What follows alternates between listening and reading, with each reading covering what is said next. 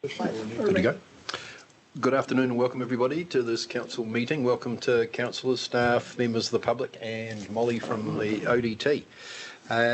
Attendance, we have pretty much everybody that's required this afternoon. However, just knowing that we've got Marion on Zoom, I believe we've got Carmen on Zoom, and I believe we have Duncan Faulkner, Guardians of the Lake Dunstan on Zoom as well. Can you hear me there, Marion? Yes, I can. Yes, I can. Thank you. Carmen? Yes, I can hear you, Councillor Moon. Thank you. Thank you. And Duncan? Hey, good afternoon. Yes, I can hear you. Awesome. Thank you. So moving on to, I should say, the intention would be this afternoon, as we work our way through the agenda, to perhaps have a break at after item 10.4.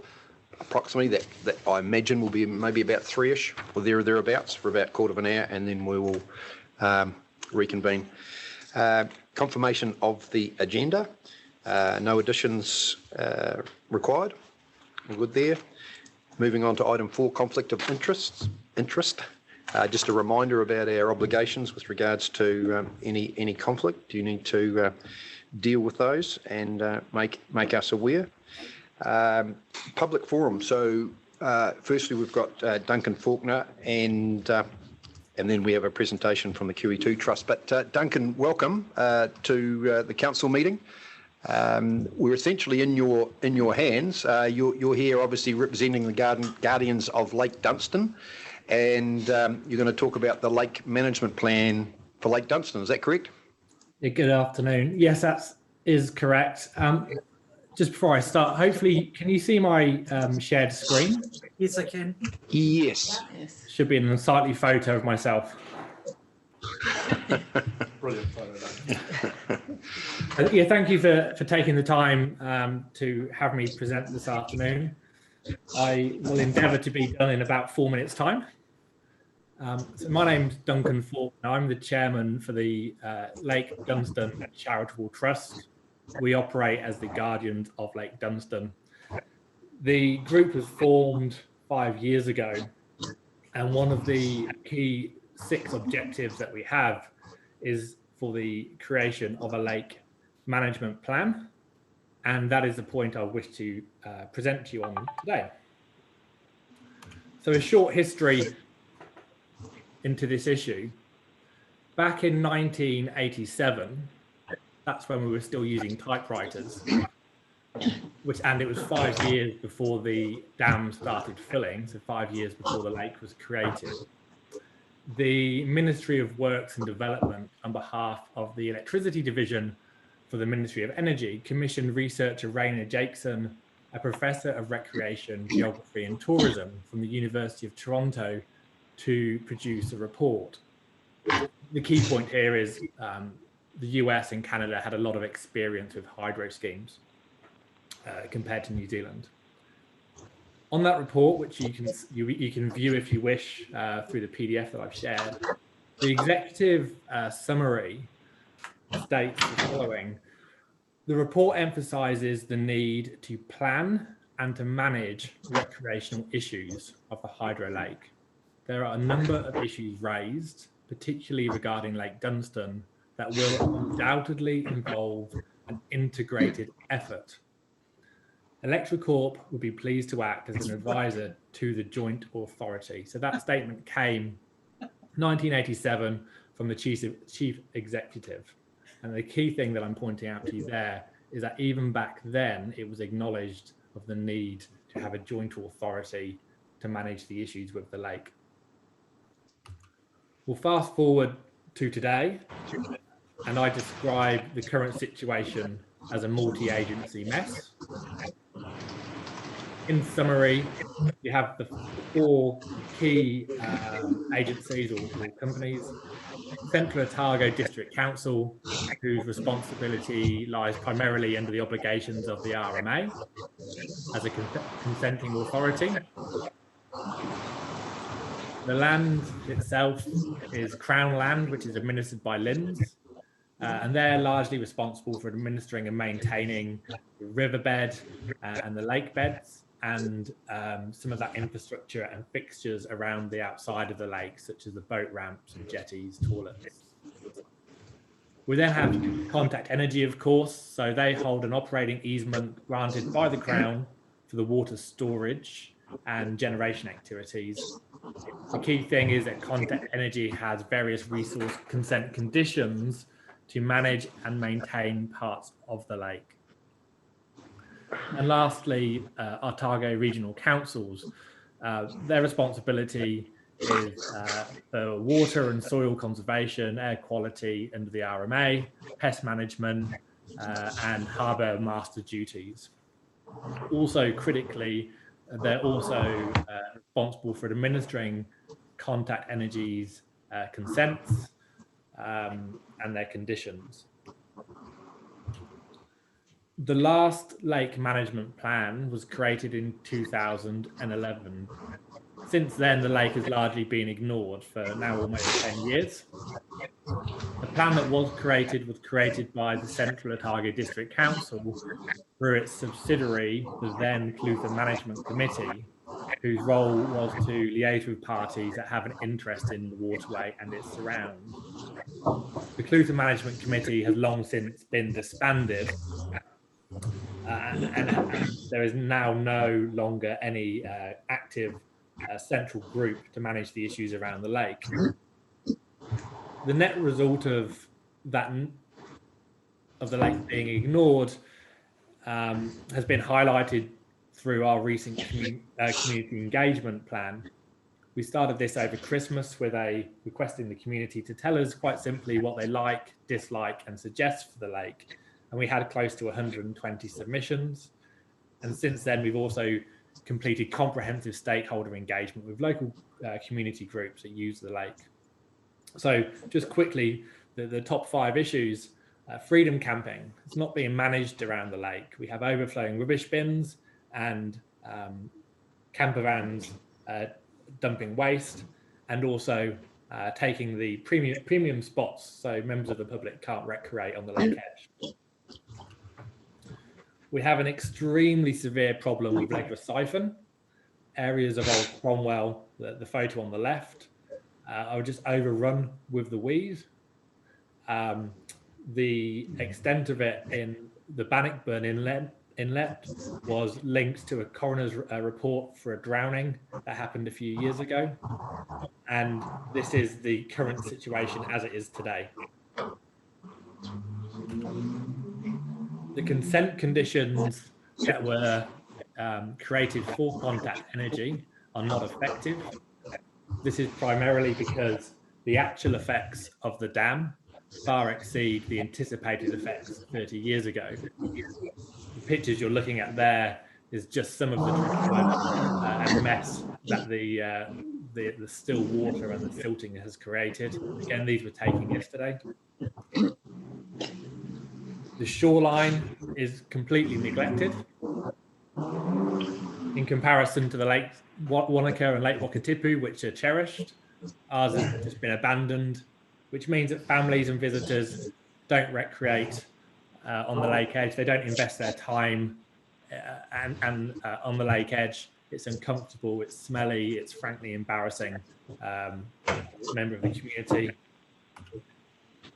And we also have a very engaged community that just isn't listened to. There is no central point for them to engage with, to make recommendations, to help. They just get passed around in circles trying to find the right people to speak to. The picture you're looking at there is a concept that's been created to complete the marina that was suggested back in the 1987 plan, to create a commercial campground, which Cromwell lost about 4 years ago, as well as other community facilities. Essentially, these concepts would be financially viable, would actually feed back into the financial viability for the lake and further projects.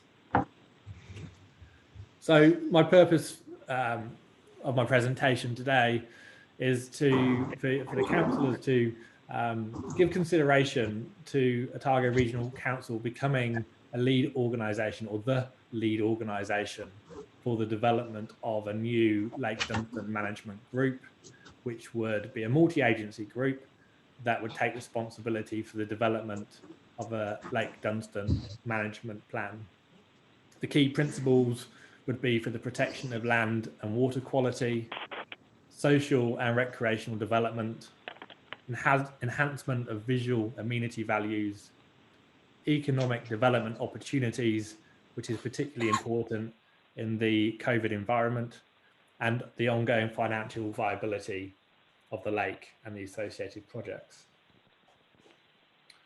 So that concludes my presentation. I'll be welcome any questions that you may have. Thank you very much, Duncan. Before I go to questions, clearly, the issues you raised are really, really important to the guardians of Lake Dunstan and the wider community. That's obviously clear.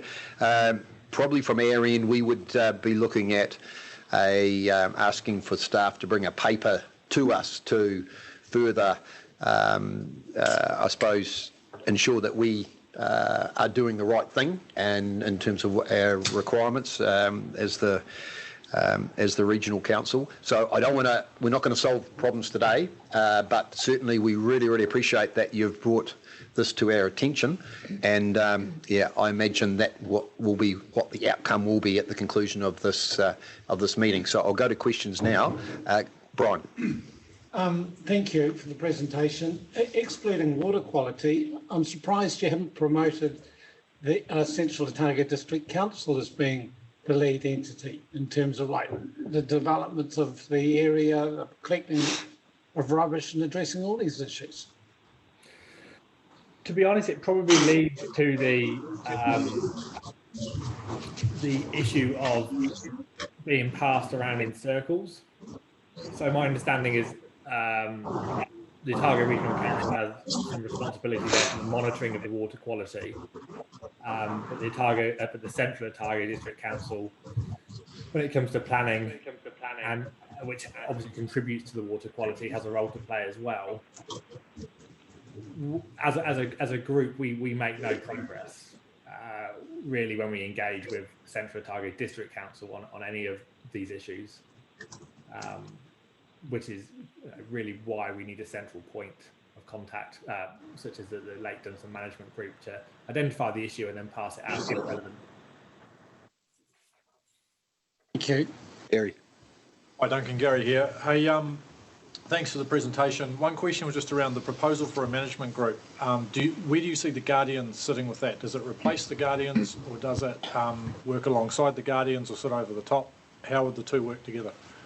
Yeah, my thoughts on that would be that the Guardians would feed into that group and would have a seat at the table with the other parties. And we would continue to be primarily responsible for the community engagement part of it, so being the connection back to the Cromwell. Right, thank you. Michael. Outstanding presentation, Duncan. It's Michael Laws here. Can I just probe this frustration that you and the community are feeling when you say you've been passed around in circles looking for the right people to talk to, which I imagine is why you're here today? Is one of the excuses that people give the involvement of LINZ, Land Information New Zealand, and their role in responsibility for the lake bed and the foreshore? One of them is that. To be honest, it's probably all of those stakeholders or agencies probably get referenced from the other agencies on an ongoing basis. So the problems just get passed. Yeah. So what you're looking for and what your request to us is, please, for God's sake, an agency take some form of leadership responsibility, and you're asking the ORC to do that.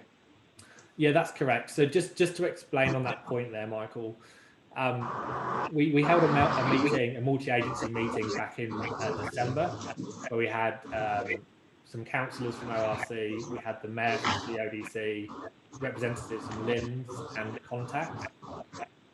We all agreed in principle around the concept of entering into an MOU, whereby the guardians would become the group, the glue that held the group together. The MOUs were sent out months ago, and I'm yet to all four parties, and I'm yet to get a response or a signed MOU from anyone. The reality is that the guardians trying to take a leadership role isn't effective because we don't have any teeth, and it's probably too easy for us to move forward. So we do need, someone like ORC to step up and just help take a leadership role to pull those other groups together and become the the go-to group for the today's problems and the future problems for the lake, so that we have that accountability across the spectrum. Michael? Duncan, we've had the Minister here today encouraging us to get involved with catchment groups, and later on in the agenda today we're looking at funding catchment groups. Would you consider that that would be the model for Lake Dunstan, where you, for example, receiving some support and attention from ourselves, could take that similar kind of role? Yeah, absolutely. I'd need to understand more about what's actually required, but absolutely, we're prepared to step up and offer all the support we can. Excellent. Any further questions? Alexa, and then Michael D. Thank you, Duncan. I hear your frustration, and I know that this has been going on for a long time, and I'm sorry it hasn't moved forward. I'm just wondering if there's a role to unpick the issues and put them in the baskets of which agency is actually responsible. I mean, is that a useful thing to do as well? Or do you think that there has to be one agency that takes the lead on the whole problem?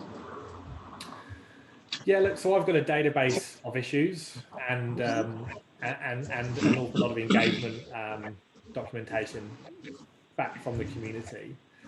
The meeting we had in December did just that, Alexa, whereby we identified the issue and each agency spoke to them. Nothing's changed since then, and my thoughts are that nothing will change until we put those issues into a formal documented environment where we have accountability. Michael. Thanks, Duncan. Michael Deeger here. I'm pleased to see your presentation. Thank you for that. I think the recommended structure is pretty good. The immediate impression it makes on me is that it would want to spend a lot of money, and it would want to see a lot of money spent by others. Where would the money come from? Yeah, interestingly, we've been... sorry, had you finished your question there? Sorry, Michael. Yep, thank you. Yeah, interestingly, we've been turning away funding because we haven't yet got a plan. So an awful lot of funding is available for the shovel-ready projects, and because we don't yet have a plan, it's very hard for us to implement any of these changes. So where would the money come from? I think there's multiple sources from each of those key members that are responsible for the different issues on the lake, as well as community funding and fundraising. I'd also note as well some of the concepts that have been put together around some more of the commercial opportunities for the lake and the bed, such as a wakeboarding park, conference facilities, and the marina and campground. The idea behind those would be that they would actually generate revenue to feed back into future projects. So it would aim to make it financially sustainable in its own right. Thank you.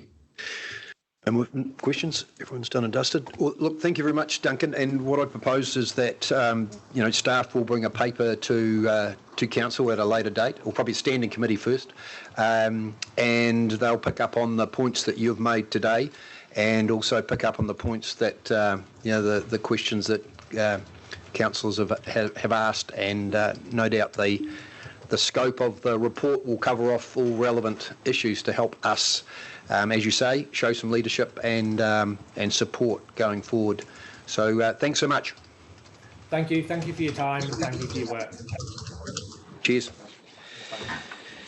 Okay, moving on to item 6. We have with us today the QE2 National Trust Chief Executive Dave Coop and also Regional Representative for Coastal Otago Robin Thomas, and they are here to provide a presentation to us. And I believe you have a 30-minute presentation, and I'm sure you'll do well to keep to the time. And I'm only saying that we've got a fairly full day, but we will, probably the best way would be that you present and then we'll go to questions. But if you prefer to have questions along the way, please say so. Thank you, Mr. Chairman. My name's Dan, and as you said, Robin is our local man in coastal Otago. We'll try and fly through the presentation when it's working. Yeah, and we know it's a really important issue, and I'm not suggesting that you cut any corners. So we're really pleased you're here with us today, and we're here to listen.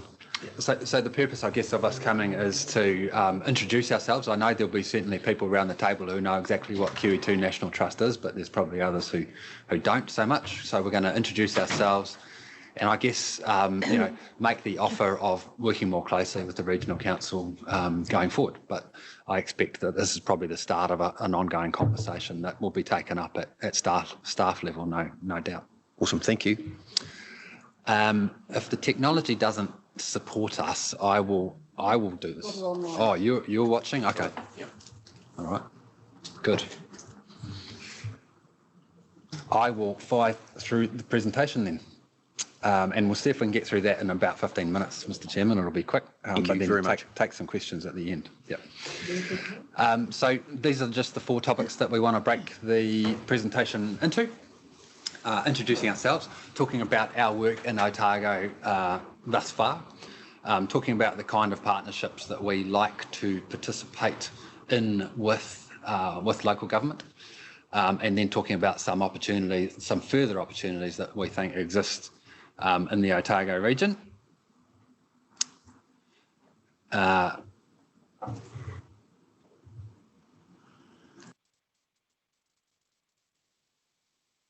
And guess what's on the first slide?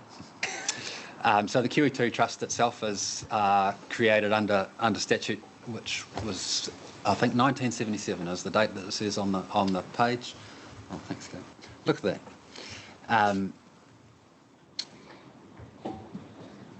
And the kind of strapline at the time was founded by farmers for farmers. So this is something that's come out of the rural sector. And the context at the time in 1977 really was that the government was incentivising the clearance and development of land, and that there were actually rural landowners who thought that there were things that were worthy of preservation at the time, and they wanted to avoid the development of certain bits of land that they thought were treasures. And that those highly valued bits of land covered biodiversity, so bush or waterways or wetlands, but also kind of cultural or ecological sites. Here we go. Good. Excellent. So I'm going to have to drive, so... I'll just look at you, Liz, meaningfully. So we're on the page entitled, a couple more, Liz. Yep. Who are we? So I'll just note that 1977 date actually predates the formation of the Department of Conservation as well. So one more, Liz, and then we'll just shoot along a bit further. And again, please, Liz.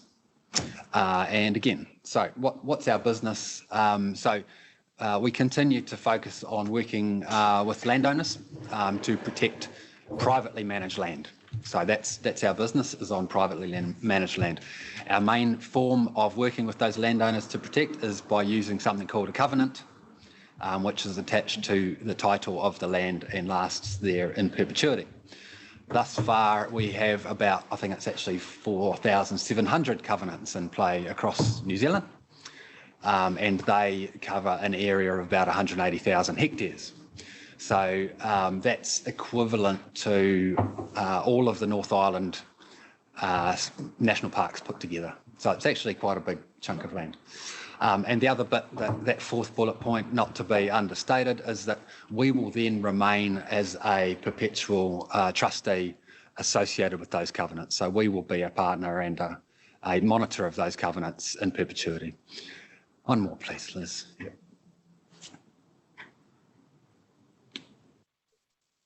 So why do we think this is a good idea? I guess, it carries on from those founding fathers, if you like. They thought things was worth protecting on private land. We still think that's the case. 70% of the area of New Zealand is privately held, and you can expect there's going to be some valuable things there. The history of development of New Zealand, you guys probably know better than I did, but we developed what was easy to get to, which is largely the lower parts of New Zealand, the flatter land, and so there's really very little of that left that has the original, ecological values or cultural values associated with it. What's left in national parks is the stuff that was harder to get to, if we're frank. So the stuff that's left on the flat parts of New Zealand, the lower country, is particularly rare and really needs looking after in our view, particularly when it comes to biodiversity. So what are the benefits to covenanting for a landowner, I guess? And right up the top of the list, I've been told there's a couple of covenanters around the table, but what are the benefits to the landowner? Well, most of them actually enjoy having that thing there that they care about a lot, and they get some, wellness is a bit of a buzzword, but people actually feel better spending time in the bush or on their mountain or on their bit of precious land. We've got the biodiversity benefits about preventing extinction, or in the case of sort of non-biodiversity land, we're preserving our cultural and archaeological heritage, and many sites, particularly in the South Island, have those kind of archaeological values associated with them. There's also sites we'll come to that what we're preserving as landscapes or scenic values, and increasingly the landowners are able to, I don't want to say exploit, but use those covenanted areas as part of their business model. So there might actually be, real life dollar revenues associated with those pieces of protected land.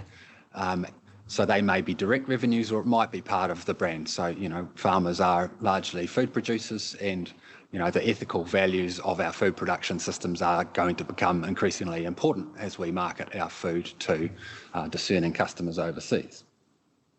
So just very quickly, what's the future for us? So our strategy has these four objectives. We want to continue to increase our footprint. There's plenty more out there to be protected.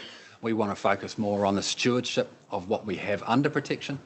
We want to work with partners to play a part in larger projects, so larger visions for landscapes. And we want to increasingly focus on having people connect with those pieces of protected land. So, part of our Act talks about the reason we're doing this is for the enjoyment of current and future New Zealanders. So just a little bit about us and our work in Otago. First of all, just introducing, so Robin is our coastal Otago man. Rob Wardle lives in Alexandra, and he's our what we call Central Otago, which covers the lakes and the middle part. And Robin, unfortunately, has decided he's going to ease his way out of life as a rep, and so we've just employed a very nice lady called Kathy Ruffelt, who's going to be taking over from Robin. So that's our people here. How is our covenanting situation? So just a few facts and figures for you that start off sounding quite impressive. Otago has the largest area of covenants out of any region in New Zealand. That's great. Largely thanks to one particular covenantor by the name of Mutt Lang, who owns several Crown pastoral leases between Queenstown and Wanaka, known collectively as the Mahu Whenua covenants, totalling 53,000 hectares, which is by far the largest covenanted area in New Zealand. If you take Mahu Whenua out of the picture, Otago falls down to third in terms of area of covenants. And if you look at the pure number of covenants, then Otago falls down to 10. So I'll just put those in graphical form. Oh, hang on, no, I won't. I'll show a map first, Liz. Thank you. So you can see up in the top left corner there, that yellow area is the Mahu Whenua, and you can see that it kind of dwarfs any of those other yellow dots on the map. It's a very significant piece of land.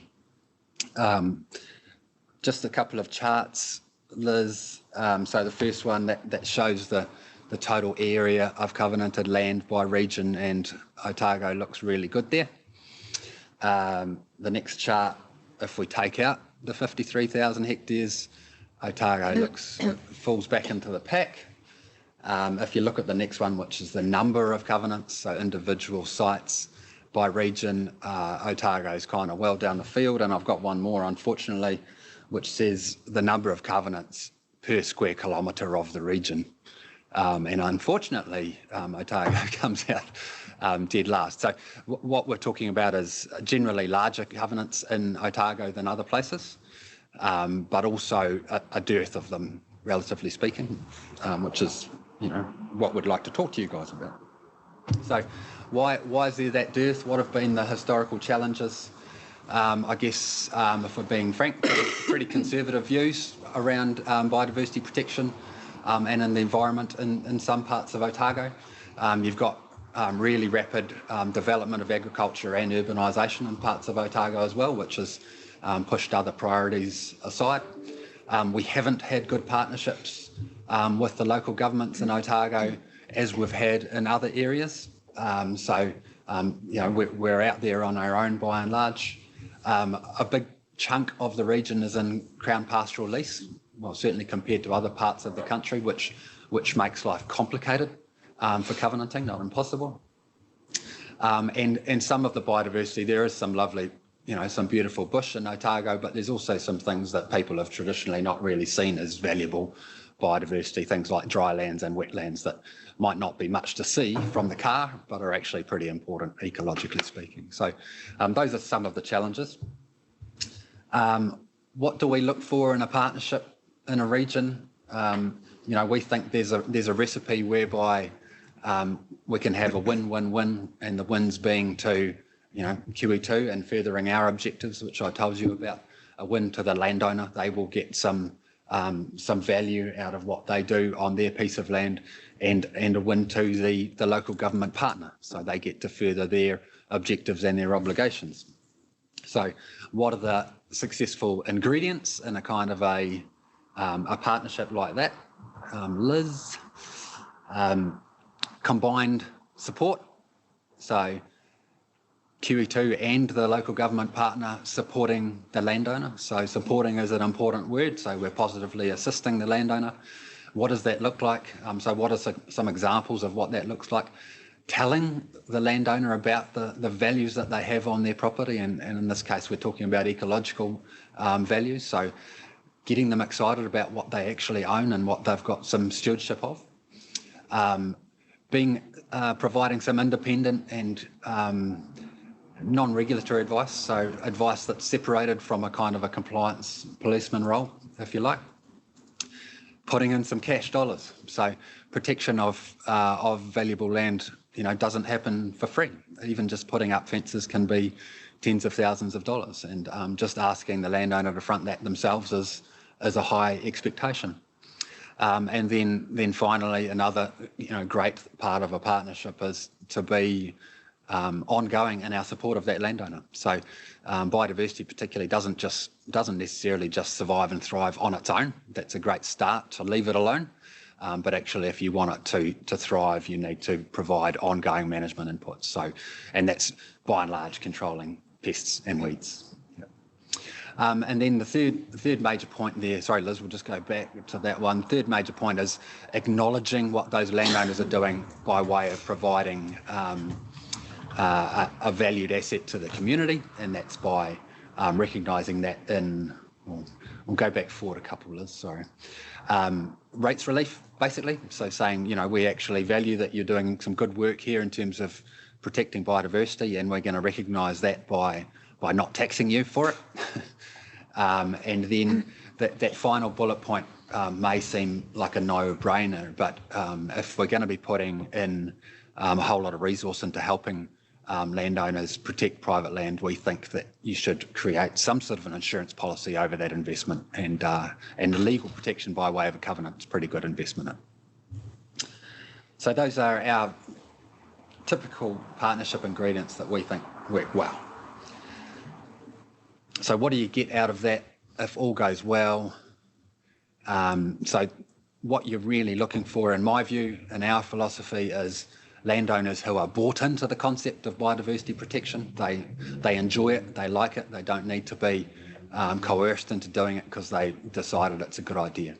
And that's because they enjoy the long-term partnership with QEII and possibly with the council. It makes them feel good to have that thing there. And they may even talk to their peers about doing the same thing. So we often find clusters of covenants pop up because one person enjoys it and they talk to their neighbours and their friends. The council gets to progress its objectives and obligations, and we get to, pursue those objectives that we talked about, so increase our footprint. Very quickly, to finish off with some great opportunities we see in Otago.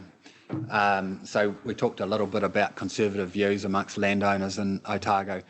There's certainly a new generation out there where we think there's great opportunities to work with people who will respond really quickly to being supported in the way that we talked about. They're unfortunately the next generation tend to be a bit more leveraged than the previous one did, so they're resource constrained by and large, but I guess their wishes are in the right place. If they're helped, we think they will respond really quickly, and there's some great results to be had by working with them. An example of that, Robin, I might let you just talk for a second. Okay, Lake Tuakatoto, there's areas down there that have been classified as really important wetlands, so on private land, and the ORC have clearly identified these as high value. Landowners sitting there wondering what to do with them, and feeling slightly pressured because he's a new landowner, high commitment, and not too sure of how to go about it, and feeling that there's the big potential heavy hand hovering behind over his head if he does the wrong thing, but he's not sure what the right thing is. So, this is one that he specifically asked me to look at, following ORC having identified it, and he's really keen to move forward. Really huge opportunity for ORC, landowner, and QE2. Next one. Landcorp Pāmu at Waipori, somewhere in the order of 200 to 300 hectares of wetlands there, spread over a very large area. Massive opportunities there, massive costs, and there's some covenant already, 2 covenants already in existence there, but potentially in the order of, as I said, a few hundred hectares yet of wetlands to protect. Really significant. Again, identified by IRC as important. Massive opportunities there for the council to step up and say, right, yes, we really believe this is important and we wish to engage in it. Just to add with that Landcorp was, the amended organisation for land development by the government once upon a time, but in the kind of new generation sense, they now have a very strong environmental ethos and are really quite focused on doing the right thing around biodiversity protection if they can. Like any farmer, though, they're resource constrained, but with the right level of support, they would be able to accelerate what they're already doing quite significantly. High country protection, I guess this is an opportunity area for us that we're going to be working in. We are working in already. So this is a place where perhaps the biodiversity importance takes second place to the landscape importance. So landscapes, particularly around the lakes, are part of the lifeblood of that region, and QE2 is being used often by forward-thinking landowners to try and protect some of those landscapes. So development is racing ahead. And a lot of those landowners are saying, look, I don't want my piece of land to end up like that. So they call us, and we're able to help them, create a long-term guarantee that their vision for their landscape will continue. That gets complicated somewhat on Crown pastoral lease. There's a lot of politics around that, but the mahu whenua shows that it is actually possible to use covenanting as a mechanism to protect that land. Next one, Liz. So just mahu whenua as an opportunity in itself. This is, one of our, we spend a lot of time thinking and working on mahu whenua. It's a huge regional asset, 53,000 hectares. It could be another national park.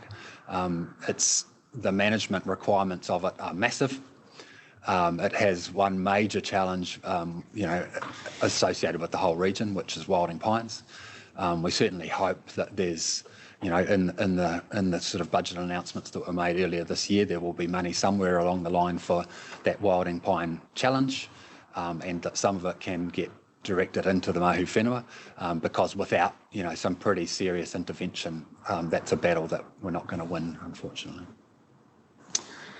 It's another lovely photo there of Rob's of some wilding pines taking off up the side of that hill. It's a lovely photo, though. The final just opportunity we wanted to talk about really quickly is what I'll call, pretty informally as Middle Otago.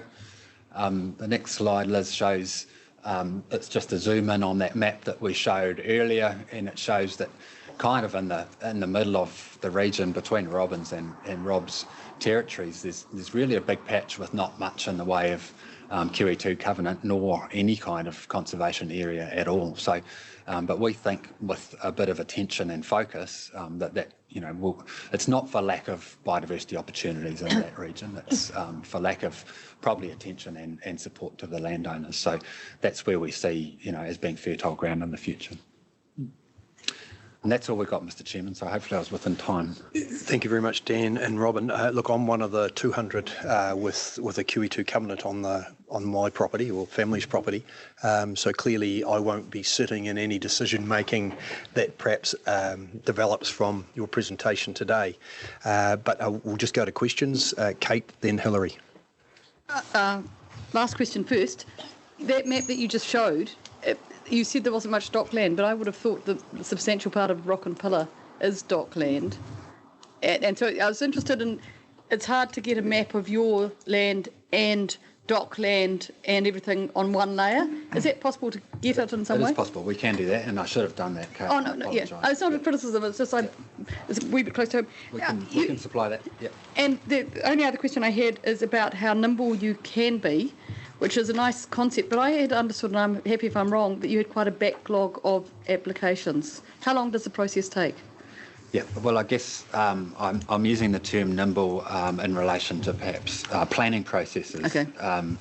But the reality is that Robin does have a waiting list of interest of people, and we really need to ration the amount of covenanting we do, and that's partly about our amount of human resource, but also the amount of money that each covenant costs us. So our commitment to the establishment costs of covenants is to match the landowner's costs, and the main setup cost is fencing. So the average covenant costs QE2 between $20,000 and $30,000 a go. So because of that cost, we can only do so many in a year. So, yeah, nimble, we can get through things quickly if they're important, certainly relative to our planning process. But yeah, we are constrained because of cost. That's great, thank you. Hilary, Brian, and then Gretchen. I was excited to hear more about what's going on here, and then I was saddened by a reminder that on the 3rd of September, there's some new rules coming, and what effectively, I gather, the government's thought about the new rules is that farmers need to fence off things, in particular wetlands and things, and they just need to do it anyway. So why would we what role do we have, or you have, in the sense that essentially that's nationalising the wetlands that are fenced off in a farmer's land, and that it's the farmer's obligation. So I'm sad to hear that the whole model that this is based on isn't. Have you got any comments to make about how we would justify getting involved in that? Should I make some comments on the national policy that's just been announced? I think I won't. But what I will say is I think that if you can use a support and encouragement approach, that will cost community less in the long run than a regulatory type of approach. So I think, even though we have that regulatory approach sitting in the background, and that is focused currently on waterways, but you've got another national policy statement waiting in the wings related to Indigenous biodiversity. If we can actually work with as many people, as many landowners as we can to do this in a proactive and a willing and a enthusiastic way, that's going to cost us much less, when we need to go and implement, regulatory type of approach that requires compliance and penalisation of people who are not following the rules. So if we didn't have time to get onto these too quickly, they could engage with you instead? Yes. Okay, Brian. Firstly, I'd just like to acknowledge the work that your team has been doing, and Robin, who's been up at my place a year or two ago, and actually was a bit of a catalyst for some of the work I'm currently doing. At the time, you pointed out that you have got a backlog, and the main focus is on established blocks, as opposed to if somebody gets a bright idea and they want to plant an area in covenant. So there's potentially another area of opportunity. But I've got two questions. The first one is, how should the ORC and the QEII work together? And the second question, in your view, is access. When you actually, and maybe that's the easier one, when you actually covenant these areas, what are your public access expectations? Public access one I'll speak to. It's entirely up to the landowner. It's private land, and it remains private land. Yeah. We do have some covenants that the owners are quite happy to have the public walk through and spend time in and actively encourage that. But by and large, it is private land, and you're able to access by permission of the landowner. I'm not aware of any covenantor that said no to someone that's asked for access to have a look. But it is private land, and that's got to be. And the second question was, how do you believe we should work together? Because, we've got all these wetlands, it's been pointed out. There's lots of opportunity, and the group of people, like I said, that actually want to plant and covenant some areas. There's lots of opportunities there for our biodiversity, and so how can we capitalise on a joint effort? Well, I guess I'll go back to those points about a partnership and the sort of partnership that works really well for us. And notwithstanding Hilary's point about the regulatory, approach looming, the partnerships, I won't name any councils, but the ones where it's worked really well for us is where the council has identified high priority sites that it thinks are important, either from a freshwater perspective or a biodiversity perspective. They've approached the landowner and congratulated them, explained to them what they've got and how exciting it is, and why it's exciting and why it's rare, and they should feel really proud of what they, have the guardianship over. And then they've, proposed that that landowner be supported by the council, by QE2, to go about protecting it and looking after it forever. And that approach invariably results in a landowner feeling really special and, enthusiastic about what they've got in front of them, and getting on and doing that protection work with a high degree of A, financial, and B, kind of information and social support for what they're doing.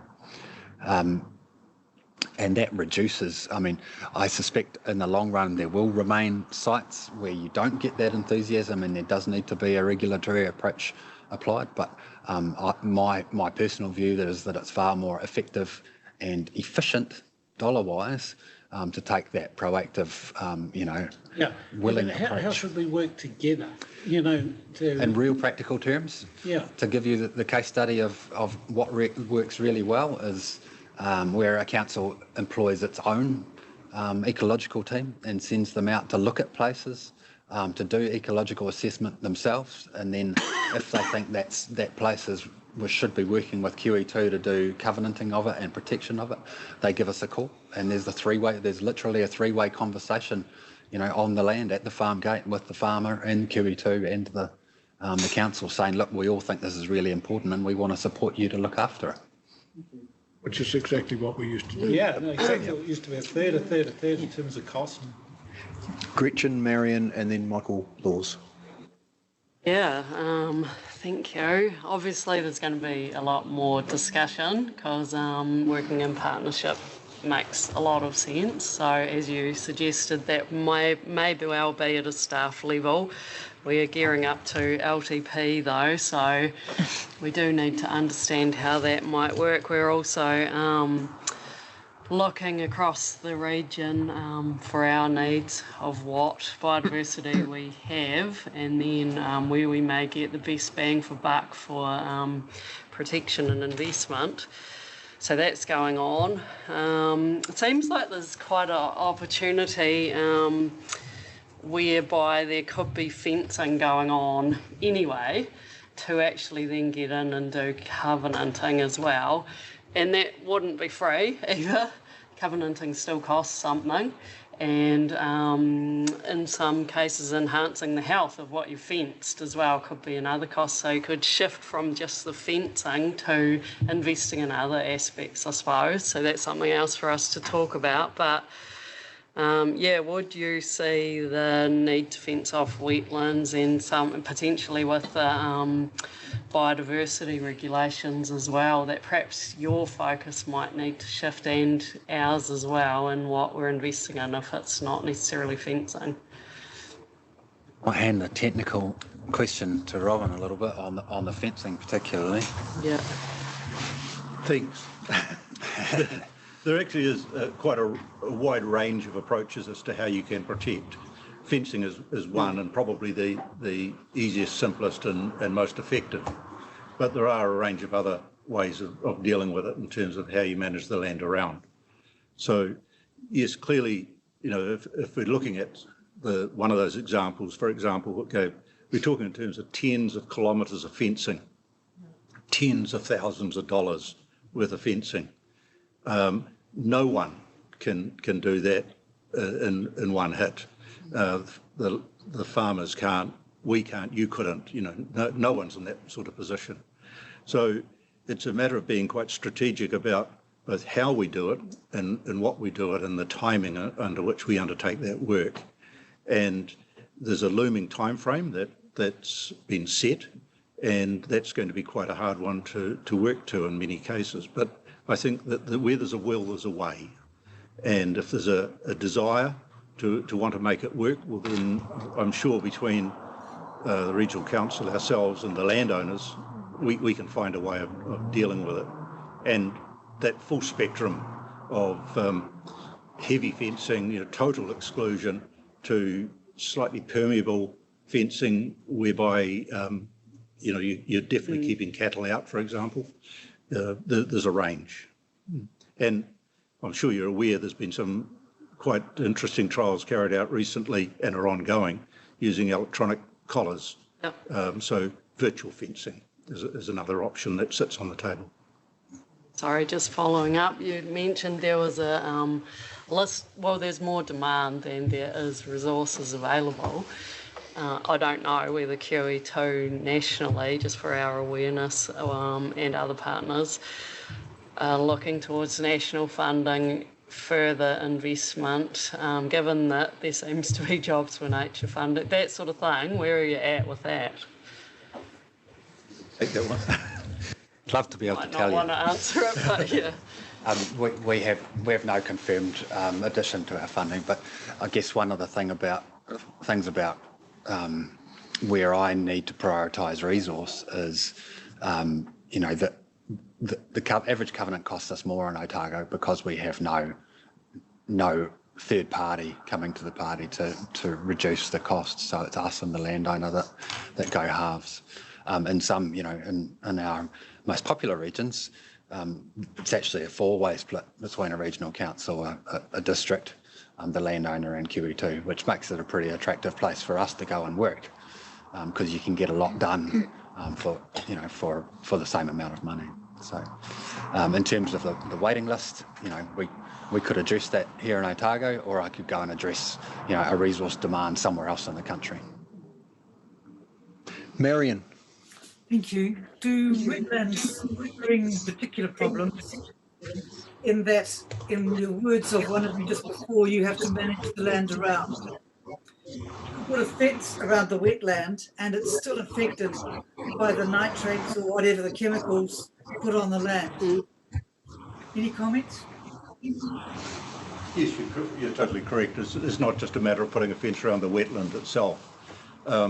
And you can't, in my view, very easily prescribe a margin, because every soil type and every type of land use also is different. A simple example is an ephemeral wetland that I've been looking at, an ephemeral wetland being there for a short time and then gone during summer. But the type of vegetation is quite specific. Now, that's in an area that normal dryland farming takes place. So by and large, you can come reasonably close to the margin of that ephemeral wetland and not have a problem. However, if the land use changes and the person alongside starts to irrigate or changes the type of stock that goes on, then absolutely immediately you have an effect. So there's a fair bit of crystal ball work involved in some of this, and you can future-proof to a degree, but you can't 100% guarantee that you'll always get it right, unfortunately. So you can look at a wetland and say, yep, this is likely to work along this line, and we can run reasonably close to the margin. Or you can say, actually, there's a real significant potential that irrigation may become an issue here, or heavy intensification alongside it, and therefore our margin is going to have to come out to here. And it's then managing that bit of land as a margin, as well as the wetland, that becomes the issue. So I'm not sure that answers your question. It just says that essentially it's pretty variable. Thank you, it does. And I suppose that if you're therefore going to do a successful wetland conservation, you would have to have an agreement, not only covenant for that land, but an agreement on what happens on the land surrounding. Yes, most of our covenants will pick that up in terms of, particularly when it comes to the type of fencing, for example, that goes in. Yeah. So if someone's decided they don't need a fence because they may have bush alongside or whatever, then if that land use changes, absolutely the whole situation changes. Thank you. But the covenant remains and the condition remains in terms of what must be protected. Michael. Forgive me, I'm interested in why you're here. Sort of what's the end game? So that's the question. So just to help you, most people arrive in a position where you're sitting now asking for money or for assistance that is practical. So what are you looking for from the ORC?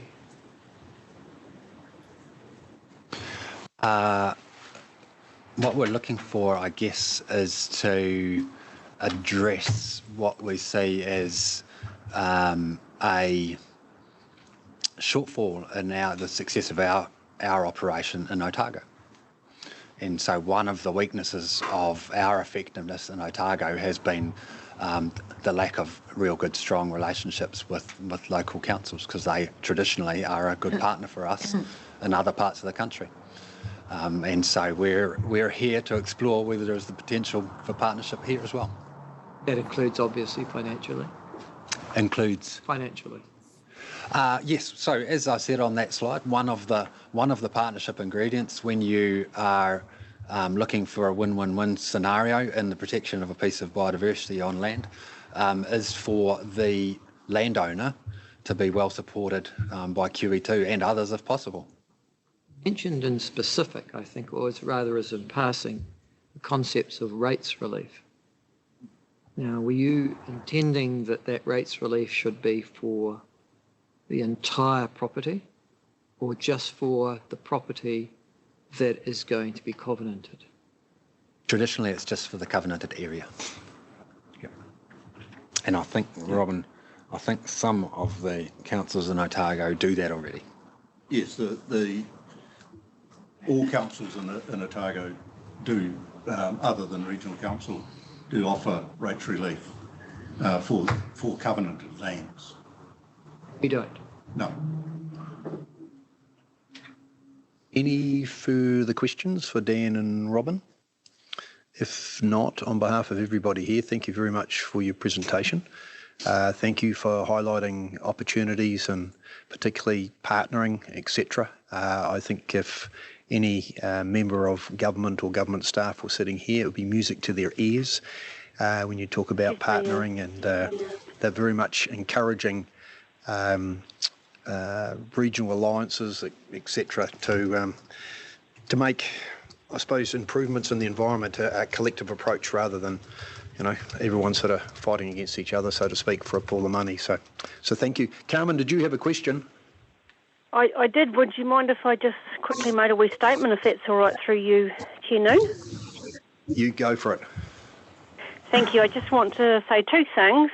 Thank you, first of all, to Robin Thomas for all the efforts you've put in through the years. And the second thing is I hope that QE2 can remain a good partner with the Balance Awards. I've been very fortunate to be a judge in the Otago Balance Farm Awards for 4 years, and I've always been amazed how many farmers don't know about QE2, the covenants and the great work you're doing. I'd love it if you could remain in the Balance Awards, and I think one of the best things you could do to showcase what you're doing is to actually have some farmers and have some actual short videos of what they've been doing and what the covenants allowed them to do. And I wish you all the very best with that, and I hope we can partner with you. Thank you. Thanks very much, gentlemen. Okay, moving on to item 7, which is the confirmation of the minutes of the council meeting on the 12th of August, that they're a true and correct record. Someone like to move that way? Thank you, Kate. Seconded, Michael. Any discussion? If not, I'll put the motion. All those in favour, please say aye. Aye. Against, carried. And if we just go to item 8, oh, thank you. We go to item 8, which is the actions paper. Is there anything there that anyone wants to raise? It looks like either things have either been completed or in progress or assigned. Everyone comfortable? Sounds like it.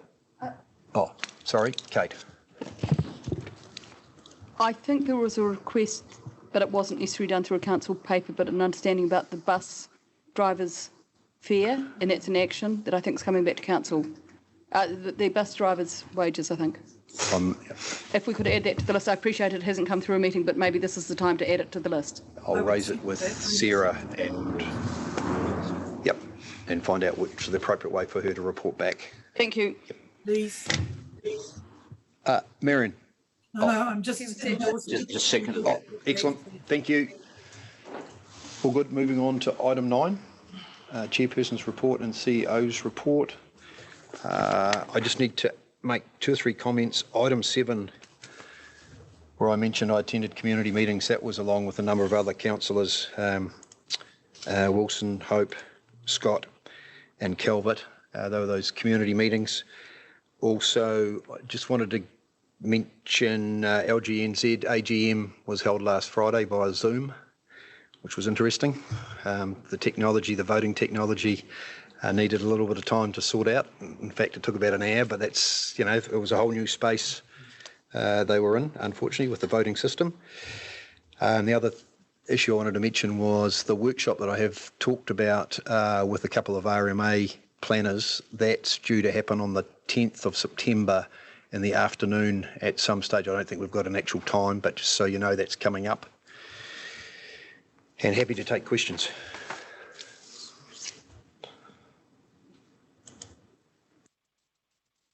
Good. Brian. Was there any particular insights or outcomes over the last period, or any thoughts in terms of getting out and about around the region, and how's it looking out there? How were you treated?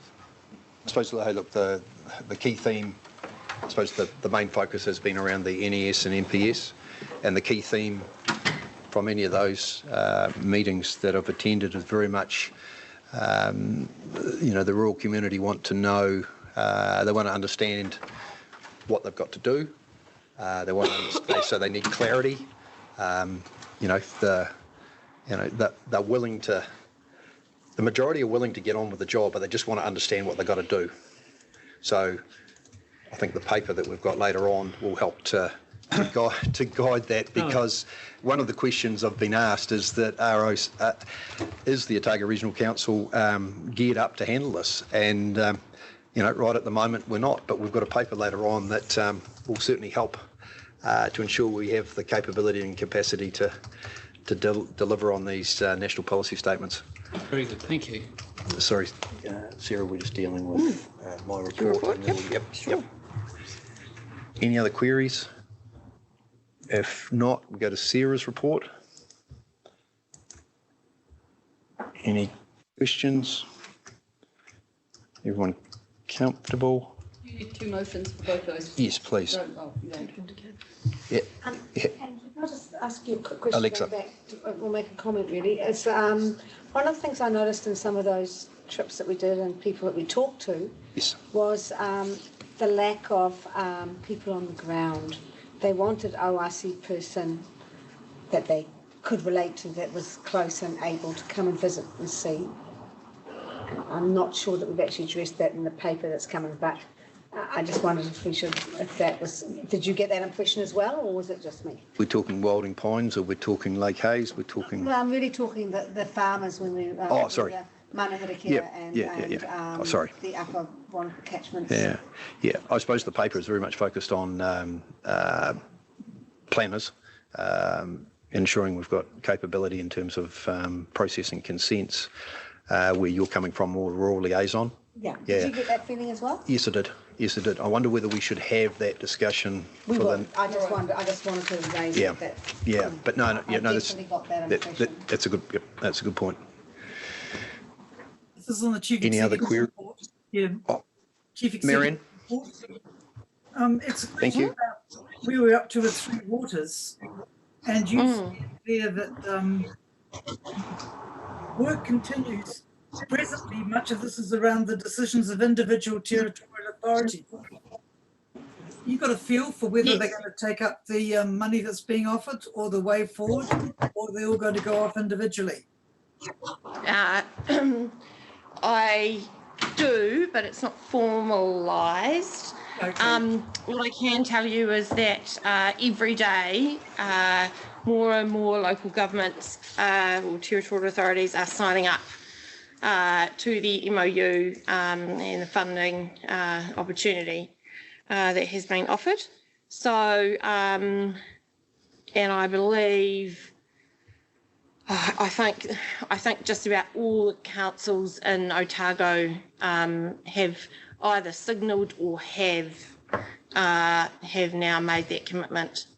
So it's certainly progressing, and next steps will be the further conversations and arrangements between groups of territorial authorities as to how they progress further work. Okay, thank you. Any further questions for Sarah? If not, Kate, are you happy to move that both reports are received? Seconded by Alexa. Any discussion? If not, I'll put both those recommendations. All those in favour, please say aye. Aye. Against? Carried. Thank you. Moving on to the governance review, which there's 2 or 3 things I need to just update you, but essentially, welcome, Amanda.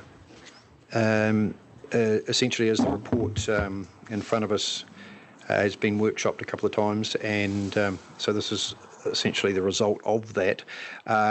Just 2 or 3 things to note. For some reason, Marion wasn't included in Mana to Mana and should have been. So that just needs to be. Thank you. I'm happy for her to take my role there. Yeah. No, I think you should stay where you are, Michael. No, I think it's no. I'm serious as well. No, seriously, I think that it's really important that you stay put as, particularly as deputy chair. I think it's really important, and also the connection into Central as well. Why Alexis there? So. Well, I'm talking Central Otago rather than Queenstown Lakes. But anyway, the other thing I needed to mention was the potential change of the name of the State of Environment Committee. I think the GMs felt that it was probably better reflect its function being Data and Information Committee. And the third thing was the climate change work program that's highlighted across a couple of committees. Let's say the Data and Information Committee and also Strategy and Planning, because we had quite a bit of a discussion about that last time when we workshopped this. And also the last thing was the schedule of meetings, just noting that every 12 months we will visit each constituency or ward during that 12-month period. But I'll open it up for questions. Kate. The Performance Review Committee, I think that I'm nervous about the membership by electorate or by what do we call them here? Not electorate. Constituencies. Constituency, sorry. And that you can, if 3 is the number of a committee, it could all be Dunedin constituencies in that mix. And I'm looking at not at the person, but at the feel for it. And I'm just wondering, I think it would be more helpful to have another 2 members and make it 4. And I'm very happy to suggest Carmen and Gary to be those, and that gives a much broader range of the Otago constituencies, if that was okay. So you're suggesting that both those members be added to the Chief Executive Performance Review Committee? Yeah, and then making it 4 as a minimum. And that provides that you'll always have a mix. Okay. If that's possible. And the other one, the other question I had is, and we talked about it right at the start and we haven't done it yet, is some of those committees I think would be very helpful, like connecting Dunedin, to have an alternate so that you have 3 councillors turning up even if one can't. And so, and on the trails one, for example, I think Brian would be a wonderful alternate to myself or even be a substitute. But yeah, those sort of things that so if that was possible to add consideration for those, that's just where the question's really whether people were interested in considering it. Cool. Can I ask Gary first and then Carmen? Brian wants Yeah, thank you, Mr. Chair. I'd like to, in the first instance, to actually talk about what Kate's just raised. And to be honest, I'm just a little bit surprised. Firstly, I'm not quite sure whether this is the CE Performance Review Committee, yeah? So, for example, I don't know if the CE is actually being communicated with about this before, but to me, it's actually, in this particular committee, it actually doesn't have a lot to do with what constituent you're from. It's actually about numbers, so, for example, you've got 1 CE and you've got X governors. I would have thought potentially even 4 was a bit on the heavy side, but that's okay. So it's about the balance, it's about the expertise, and it's about setting a situation up that the CE is comfortable in. And that has very little to do with getting 6 councillors and an equal representation in terms of constituencies. We've already been in a situation where we've had to backtrack from a committee of the whole. So tread carefully would be my suggestion. Thank you. Just before I go to Gary and Carmen, Amanda, did you want to make any comment? My apologies, I didn't ask you at the start. Sorry. Amanda. The only thing I would add to the comments that you made were just that I flagged in the risk section the potential financial implications. We've just done a little bit more thinking about that, and I think we'd be looking at a 0.5 additional governance support officer to support the 2 additional committees in the slightly heavier committee cycle. So it's just to flag that for your consideration. Okay. But other than that, no other comments. Thanks. Thank you. So you're all good, Brian? But just as a general comment, saying that, and I think that needs to be addressed without just, maybe you need to talk to the CE. What's that echo coming from? Somebody's got hasn't got their Zoom muted.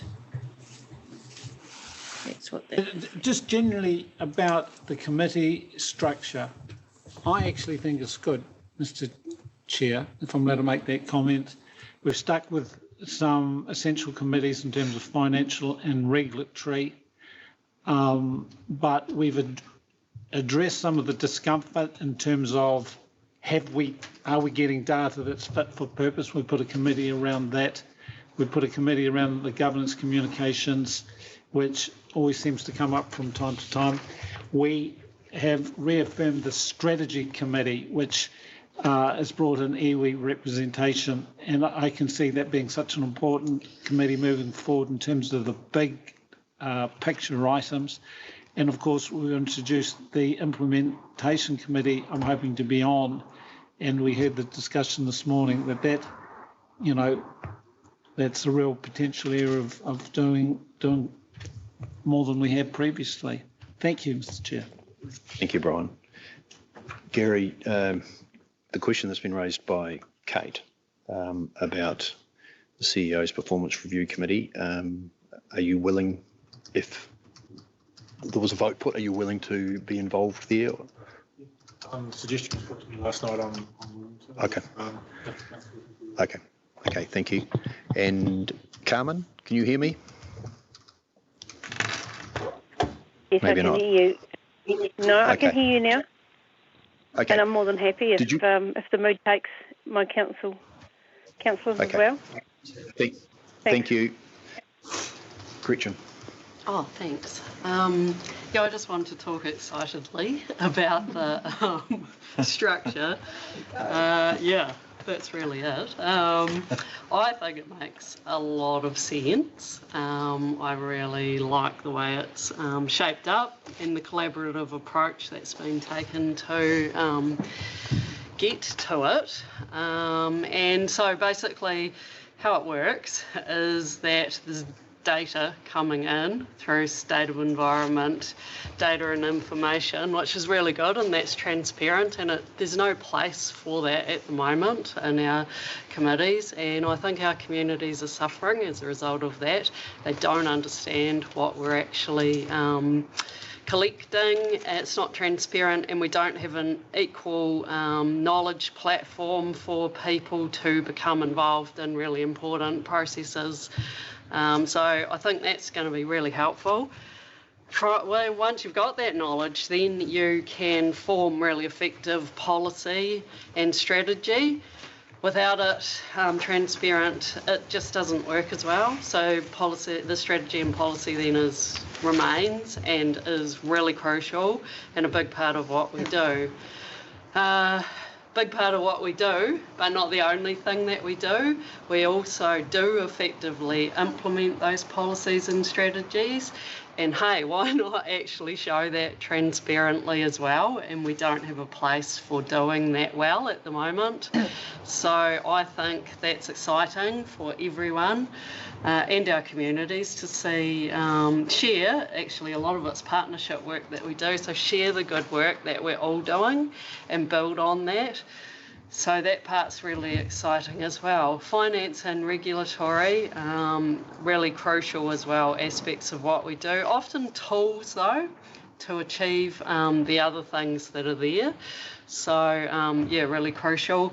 There was a comment there about needing to be mindful of being efficient in decision making, and I think this will lead to better quality decision making, better quality governance, better informed communities, and in that respect we will be more efficient, but we will also be there's more quality there, I think, in what we're doing as well. I think this is in the best interests of Otago as a structure. Yeah, I think that was pretty much what I wanted to cover. I think, yeah, I'm not too interested in the makeup of the committees. That sounded reasonably sensible, but agree on the employment committee that should be a tight group of people and need not be representative across the region. In my respect, we take an oath to represent the region. It should just be people who have particular skills in that area. Thank you. Thank you. I'm just going to ask for a show of hands to deal with this, as in the Chief Executive Performance Review Committee. A show of hands to indicate that you are happy with the membership of 4 currently proposed in the governance structure. And then I'll go to the alternative, which will be an additional member or members. So hands up, who is One point of order, Mr. Chair. Brian? I mean, like, there's more than one entity actually involved here. Like, we're in governance. Like, what are the expectations from the CEs in terms of this process? I think if there was a suggested change, I will then go to the CE for comment. What I'm trying to do is just deal with this. If there's no mood for change, if the majority say they're comfortable with the suggested 4, they've already had a couple of speakers, yourself and Gretchen, who have said that you're comfortable with the 4 suggested, and there doesn't need to be a regional representation. I just don't want us to go around the room and then have an extended debate. I'd rather just try and deal with it at the front end. So that's what I'm suggesting. That's what I'm suggesting now. So people understand what I'm asking. So I want you to essentially indicate whether your preference is what has been circulated in the paper in terms of the number of councillors and councillors on the Chief Executive Performance Committee. Please raise your hand. So for the status quo? Correct. Yeah, status quo. Paper. Yeah. 1, 2, 3, 4, 5, 6. People on the screen. Marion on the screen, yeah. Thank you. So we'll now leave that discussion.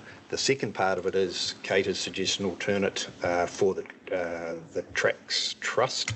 And regional transport. And what was the second one? No, the other one. The Connecting Dunedin and probably Way to Go. Just ensuring that we've got enough members at those. Yeah. And ambivalent. It's just something we have had left over from what we discussed in November last year. And who are you suggesting? Brian for the Tracks. Brian for the Tracks. I'd happily do Connecting Dunedin. Okay.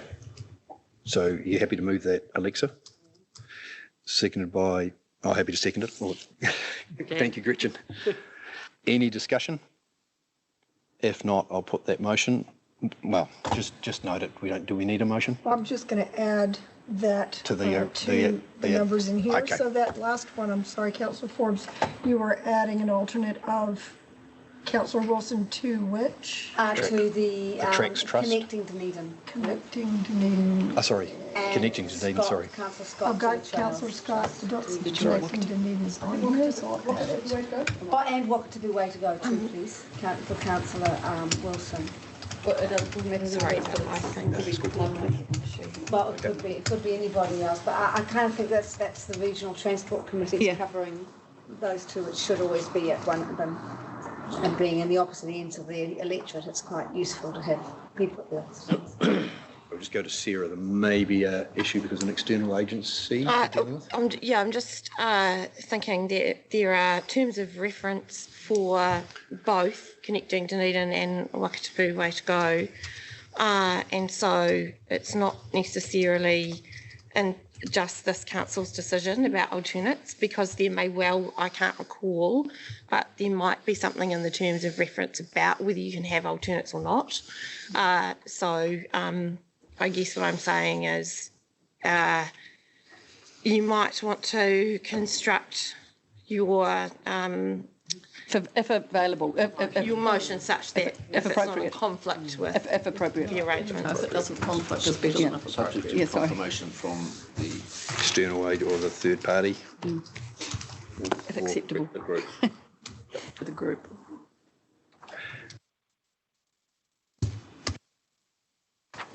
You want to read those out? So I've added Councillor Scott as alternate to the Dunedin Tracks Network Trust. And then I've added number 14, agrees to appoint Councillor Wilson as alternate to Connecting Dunedin and Wakatipu Way to Go, subject to confirmation from those external groups. Everyone comfortable?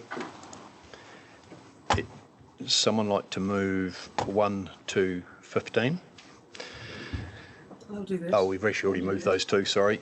Sorry, the mover and the second are happy to... Read the fine print. Did Marion say she's moving them? Yes. Okay. Yep. Oh, thank you, Marion. Second that. Okay. Everyone understands what we're doing? I'll put all the motions at once unless someone wants them put separately. No? All those in favour, please say aye. Aye. Aye. Against? Carried. Thank you very much. Thank you very much, Amanda. Can I say thank you to Councillor Robertson for all the foundation work she did on that too? Yeah.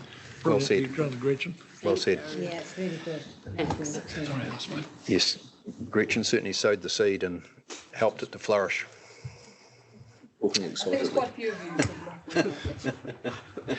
Okay, moving on to the next item, which is the Queenstown transport mode shift. And remember, this report essentially asks council to endorse, or seeks council's endorsement of the proposed Queenstown Lakes mode shift plan. Better ways to go. The plan was reviewed in the council workshop with NZTA, and that was on the 22nd of July. And with us, we have Gary, a transport manager, Robert from NZTA. Is that correct? And I should know your name. Sorry, my apologies. Letitia, sorry, and welcome, Gavin. Robert, are we in your hands, essentially, are we? This is the external, or the NZTA's very much baby project, so to speak, and we're here to endorse it, hopefully. Thank you. Thank you for having me. Hello, everyone. Thank you. I'm Robert Woods from Kotahi, New Zealand Transport Agency. First of all, I'd just like to acknowledge the support that Gavin and Gary and Letitia and the rest of the team have given to this process. It's been a really collaborative and positive experience. The bit of background, it's covered in the motive plan and to a large extent in the covered paper as well. So the Minister asked a while back for each of the high growth urban areas across New Zealand to develop a motive plan that sets out how each of those areas is going to achieve significant mode shifts to active and shared modes. So pretty much all the councils, the other 5 councils around the country are considering these plans at the same time.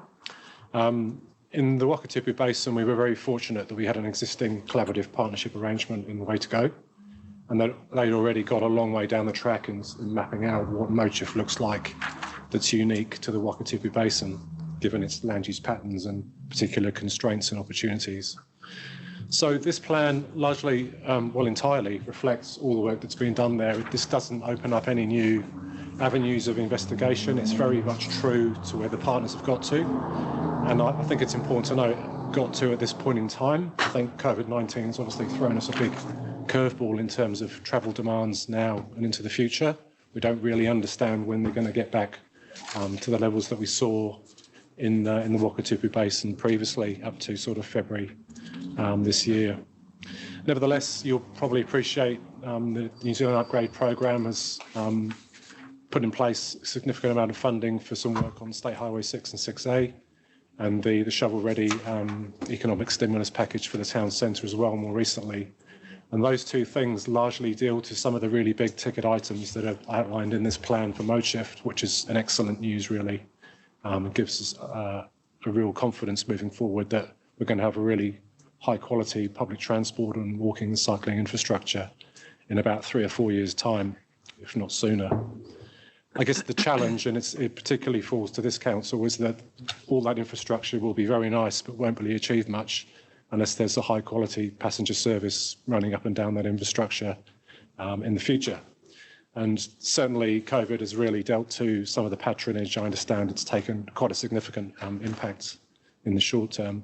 But that will return at some point in time. So this plan outlines what the work that will be done in the future to identify the future public transport service that's going to work within that infrastructure. And I think it's clear, and we probably all understand, that that's not going to be soon. It's probably going to be in a 3 to 5 year time frame. And we've tried to sort of set out how that's going to be impacted over time. So in terms of your endorsement of this plan, that is an endorsement. I separate that from approval. That has a very different connotation, and I think you'd all understand that. And really the purpose of this plan is to send signals to the regional land transport plan process that's being developed in parallel with your LTPs and those of the local council and the National Land Transport Programme as well. So it sends a signal around what are the types of things that are going to be invested in the next sort of 3 years and probably the 3 years after that. But as I've said, a lot of that in terms of infrastructure is already dealt to with the NZ8 projects and the economic stimulus package. So that's my introduction. I'm happy to take any questions that you may have. And the three initiatives, the shaping urban form using spatial planning, or obviously local council, Queenstown Lakes, using that tool to help guide us into the future, and making shared and active modes more attractive, and spoken about that, and influencing travel demand and transport choices. And I suppose you're indicating that we need to play an important role in that as well. Certainly. Parking policies in the sort of centre of Queenstown are going to be really important into the future, because that's a key lever for achieving mode shifts. So that needs to come in parallel with putting in place those better alternatives for walking, cycling and public transport. So over time, certainly we would expect parking policies to become more prominent. They're never a popular thing to do, depending on how you do it. But it will be important, as well as travel behaviour change, so working with schools and workplaces to help support employees and school kids getting to school in sustainable transport ways.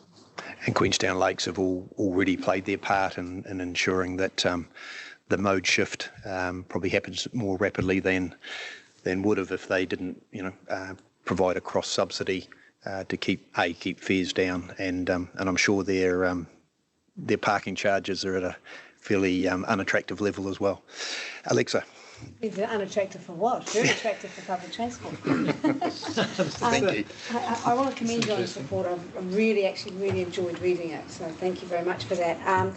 You've talked about us needing to give effect to some of this in the regional policy statement, and I'm really interested in some guidance around that, because actually there's lots of different areas. It's a systemic thing, so we're going to have to give effect around urban form, where new development might happen, what might happen there, and ways to improve. I don't know, any comments on how we might approach that? So yes, as the Chair pointed out, the Queenstown Lakes District Spatial Plan is the main area of focus for that shaping urban form, one of the three prongs in the short term, and that's a process that is ongoing, as are the business cases, actually. I should have mentioned that we're in quite a fluid environment at the moment. And that will reflect this? Yeah, so the spatial plan will guide shaping urban form interventions in the future. There's a new NPS on urban development too that requires yourselves and the local territorial authority to make some changes to their district plan too. So those will all help to shape urban form over time. So if we give effect to the spatial plan in our RPS, that's enough? Is that what you're saying?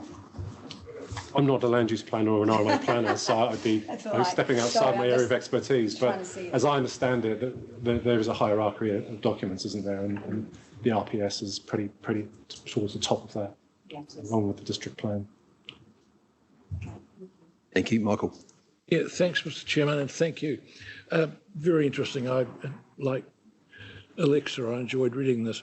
My question is, if we do endorse this plan, what status, therefore, do we have to give it when we review our regional public transport plan, which we'll be doing in the next few months? Do we have to put this right up there in lights while we're doing that? Do we simply regard it as a adjacent document, or is it something that we have to help the implementation of? I think the answer is yes to all three of those, without trying to be clever. I guess the ultimate role of this mode shift plan is to provide some signals to the Regional Transport Committee in particular, in terms of what are the opportunities for mode shift investment coming through in the next 3 years. And the Regional Land Transport Plan has to take into account the government policy statement on land transport, which I understand is going to be released any day now, obviously been delayed by COVID and getting a better understanding of revenue into the future. But the GPS will elevate the status of mode shift plans across the country. Okay. So when the board of Waka Kotahi comes to consider the National Land Transport Programme, it will take into account how regions have accounted for their mode shift plans in their RLTPs. Interesting. So you're right, it's not a statutory document, but it is a document that will elevate the role of those RLTPs in those 6 high-growth urban areas. Okay. Thank you. Any further questions? Marion. Thank you. Thank you very much. I regard as a brilliant report. I just want to pick your brains for a minute. Under the importance of mode shift, and you come under climate change, you make a note that emissions, CO2 emissions in the Queenstown Lakes District are approximately 1.8%. How the hell do I find out the equivalent for Dunedin? Because you say down there that you got QLDC commissioned a greenhouse gas emission inventory report by Tonkin and Taylor. Would we have to do that to get that clarity? I'll get Dunedin to do it. Dunedin's done it. There we go. It's based on vehicle kilometres travelled and I think fuel sales within the district, which is never a perfect measure, because those VKTs could have been, taken across the Canterbury border or whatever. So it's a proxy. It's not a perfect measure. Okay, thank you. Did you want to add to that? I have access to that information from the DCC, so I can share that. Thank you. Thank you very much. Thank you. Any further questions? If not, would someone like to move that we receive the report, the council receives the report, and endorse the, thank you, Hilary, the Queenstown Lakes Mode Shift Plan, Better Ways to Go, seconded by Kate. Any discussion? If not, I'll put the motion or motions. All those in favour, please say aye. Aye. Against, Aye. carried. Thank you. Thank you very, very much, Robert, and thank you for your endorsement to the staff support and partnership that's been developing and no doubt will continue. Thank you. Cheers. Right, moving on to 10.3. Which is the transfer of maritime responsibilities and navigation safety bylaw. Welcome to Steve.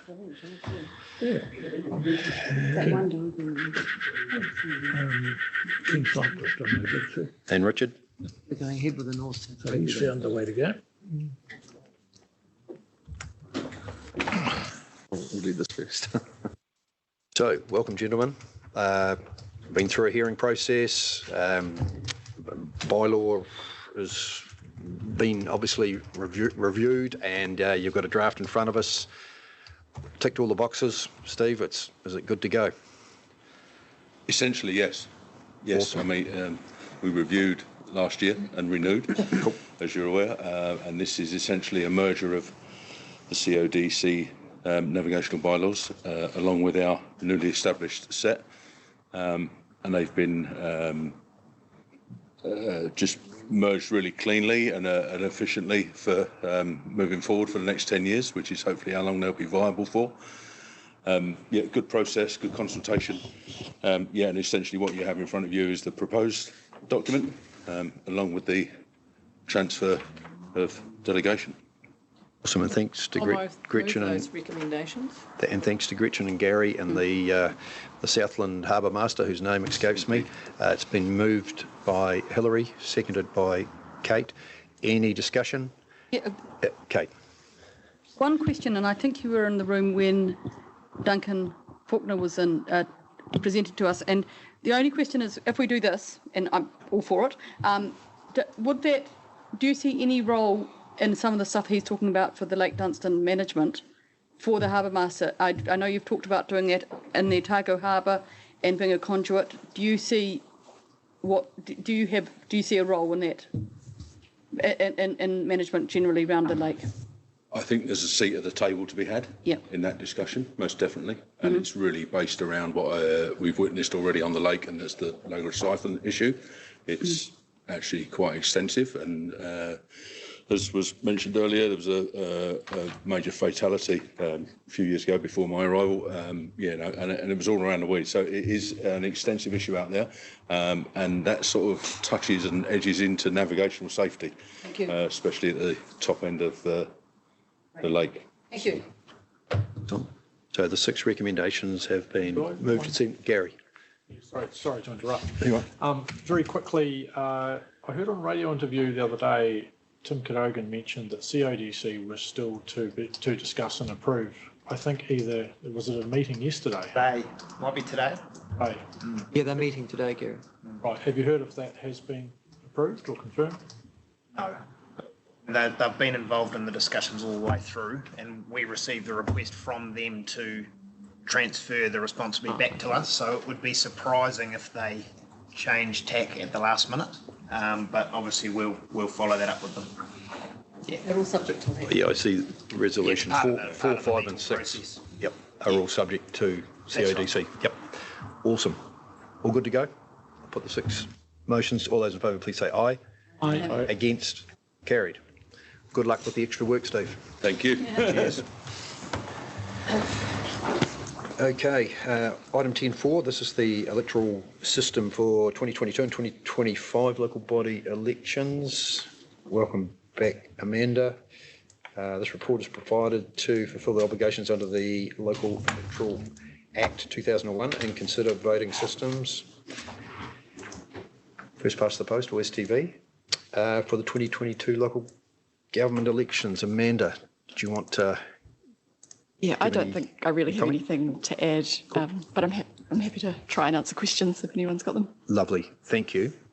Questions, queries, or someone wants to leap into a motion or a direction? Michael. Not exactly a question, but this reminds me that in the past, when we've had this regular proposal put to us, we've always invited Professor Janine Hayward to come and talk to us about STV and what it means and how it works and how it compares with FPP as a voting system. And I'm just putting it out there, saying that that's how we've done in the past. Maybe we don't need to. Were you listening last time? Yep, I certainly was. I have to because she's part of my whānau. But I always thought that was a good process. It led to very well-informed decision-making by this council. Thank you, Michael. I've got Kate, Marion, Michael, Brian.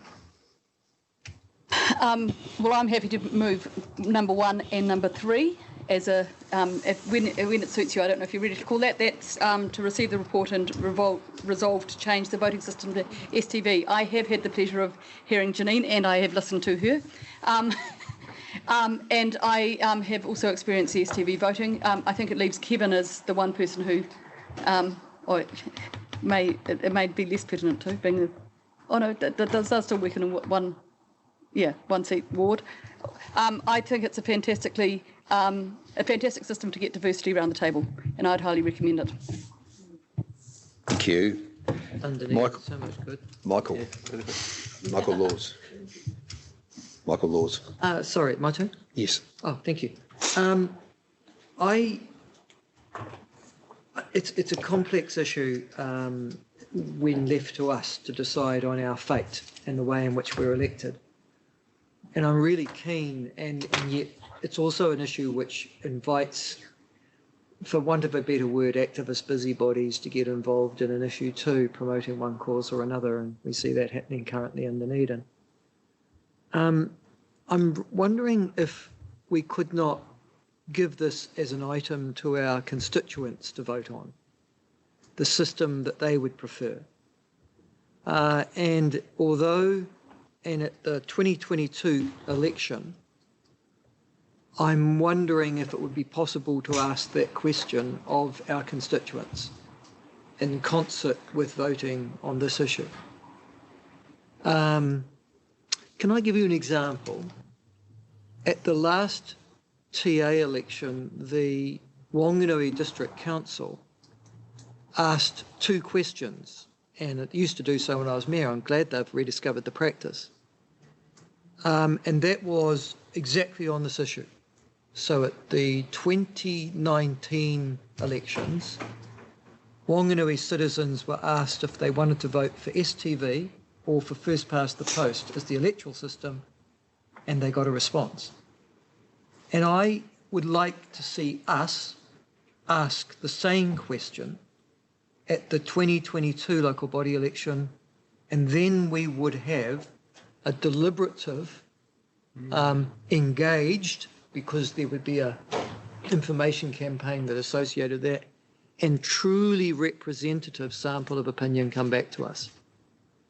Can I just ask, sorry, I'll let you finish. Sorry. Yeah. Can I just ask Sarah, we've got a deadline of the 12th of September to meet. So with what Michael's suggesting, is that, how could that happen? Amanda's. Oh, sorry, Amanda, sorry. So I think the 12th of September under the legislation is if you as a council decide to change the voting system. That's correct. But by the 21st of February, you can resolve to hold a poll, which you presume you could set down the date. Obviously, for the 2025 election, you could do a poll on the election date for 2022.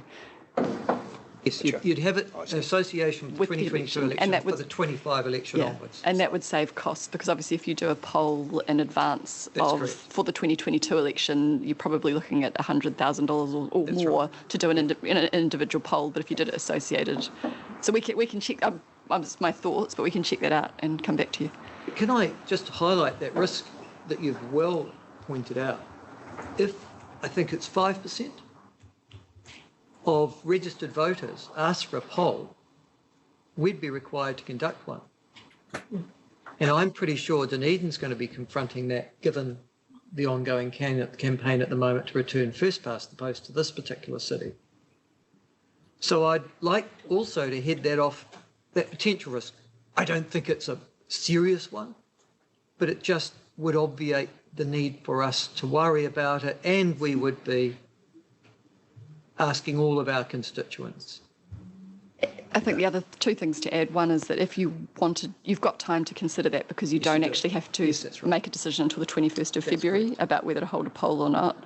And secondly, there is still the statutory requirement to put a public notice in by the 19th of September, which is advising the public of their right to demand a poll. So we will proceed, no matter what the decision is today, we will proceed with putting that public notice in. Okay. Andrew, I don't want to hold you up one more moment. I'll tell you what I'll do. Given the timing that you've just outlined, if we are going to bring it back, we can bring it back through the governance, and community and communications and engagement, public engagement committee, and that would still reach the time. So I won't hold them up anymore today. Sure. So you'd like us to come back with a paper? No, we could talk about it for that committee. Okay. Can that committee decide? No. Yeah. Sorry? No. Can that committee resign? Decide. Well, that's a good idea. Nice try. Can you just hold that thought, Michael? Can you just hold that thought? Yeah. Go to Brian and then Hillary. What about Marion? Wasn't she on your list? I was. I'll speak to you on. But it's okay. I'm listening. It's all right. No, okay. No, let's go to Marion, then Brian, and then Hillary. Sorry. Yeah. No, I meant it, love. I misread the fairly complicated motions. Sorry, Amanda, and could see that we can receive the report, and as I'd love to go to STV, but it must go out to the people, and maybe it's quite a good thing, although it would delay it for 3 years for go to the people in 221. In other words, I'm quite agreeing with Michael's way of doing it. In other words, having the vote for this at the next election, even though that means delaying it 3 years. Cool. Thank you.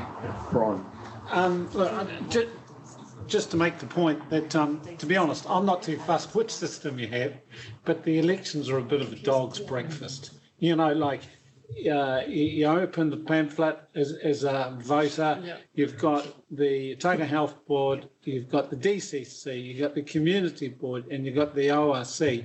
And there's a mix of voting systems within that booklet.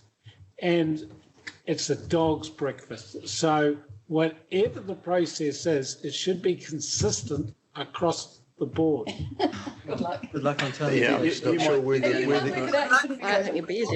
We're probably not the authority to do that. I think they're in Wellington. Yeah, but you won't be. Hillary. I like the idea of 1 and 5. And I particularly love the idea of something that Councillor Hobbs and Councillor Laws agree on. I don't think we need to go any further. And I think that they're the indicator booths in one sense.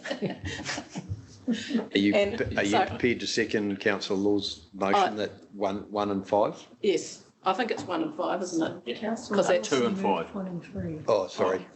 I did 1 and 3. Did I get a second? 1, 2 and 5 it might be. Sorry, I never got a second for you, Kate. Sorry. Yes, I said I was doing. So it would be 1, 2 and 5, I suppose. This is more complicated than the voting system. Okay, now just let's breathe it through because let's just make sure we've got the right combination. Okay, before we go any further. Can I add a 4? But I think 3 needs to stop at 2022, picking up Marion's point. So it'd be resolved to change to not to it would be 2. And then 3 would be resolves to refer this issue to the governance, what's the name of it? Communications and Engagement. Communications and Public Engagement Committee. That's right. And that would be 3. Right. Can that decide? No, it can't. It has to come back here. So does it need some of the rest of it? No, it doesn't need any of the rest. Okay. Got that. Thank you, Liz. Okay. And all the others will drop off? Yep. And then we'll go to Kevin. So it's been, okay, sorry. We've got a mover.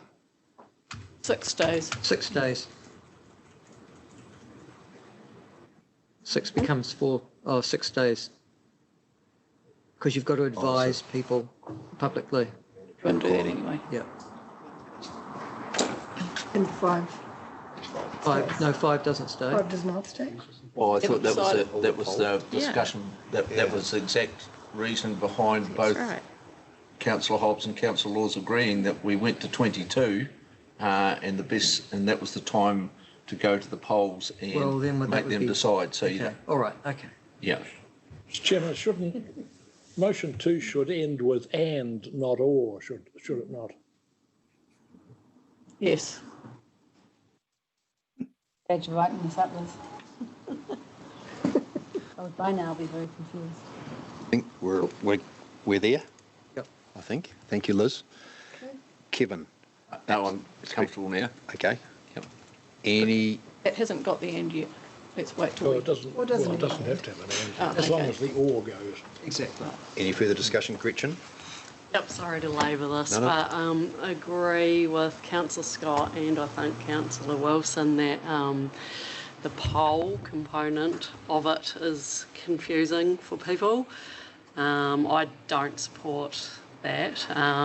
Agree, there's a dog's breakfast that goes on when you open up your voting documents, and if you've managed to get through to voting for a regional councillor, you've done blooming well usually. Let alone then you've got some extra polls to do as well on voting preferences, of which... But that's not there. It agrees to signal an intention to hold a poll. Oh, sorry. Yeah. You'll take that out, yes. Okay. That's what I'm saying, yeah. But then you'd have to confer with Councillor Hobbs because I thought that was the reason. No. We both agreed. In actual fact, it should be resolves to refer this, and it should be a full stop after consideration. And then trust us to bring it back before the time. Yeah. Yeah, that's right. Sorry, can I make myself clear? Because I think people We'll go to you, Marion. Thank you. I'm receiving the report. I'm agreeing to retain FPP for the 2022 election. I want someone on the council, whatever, to do some work in the prerequisite time that says, listen, we might go out at the 2022 election and poll our public about whether they want FPP or STV for 225. Correct. Take out 5 then. Yeah, so take out 5. That does it. There we go. Comfortable? Any further speakers? If not, I'll put those 4 recommendations. Chairman, maybe it's me, and it probably is. I'm not sure why we took out number 5. Because I thought that was the whole point of the thing. No. We're referring it to the committee for further consideration. Okay, anything could happen there. But by removing 5, we are not giving ourselves the right to be deliberative today about adding a poll on STV, FPP at the next election. No, we're doing it at governance, communications and engagement. Exactly right. But there's no guarantee that's going to happen. No, but it's coming to us. The public may demand it. It'll still come to us though, Mike. And it'll come to all the committees. So it's still all the people sitting around the table at the moment. Not happy, Jan. Enough to make you happy, Michael. Yeah. You should be partially happy. And that's not bad. We got the ore out. Right. Open your mind. Okay. Look, Michael, the intent, well, not the intent, but the process will be that there will be a poll, because that's essentially what we've agreed. 2022 stays the same. If you first past the post, there will be a poll at some point between 2020. Or sorry, at the election of 2022, there will be a poll. Where are you reading that? Yeah. No, there is no poll in there. No, Andrew, there's no poll there at all. Sorry. This is just deferring the decision to someone else. No. Number 4. Sorry, can I explain? Well, can I explain the confusion? Okay. We are statutorily required to advise the public that they can demand a poll. But there's no need to do that. Sorry. We're perfectly capable of initiating that ourselves.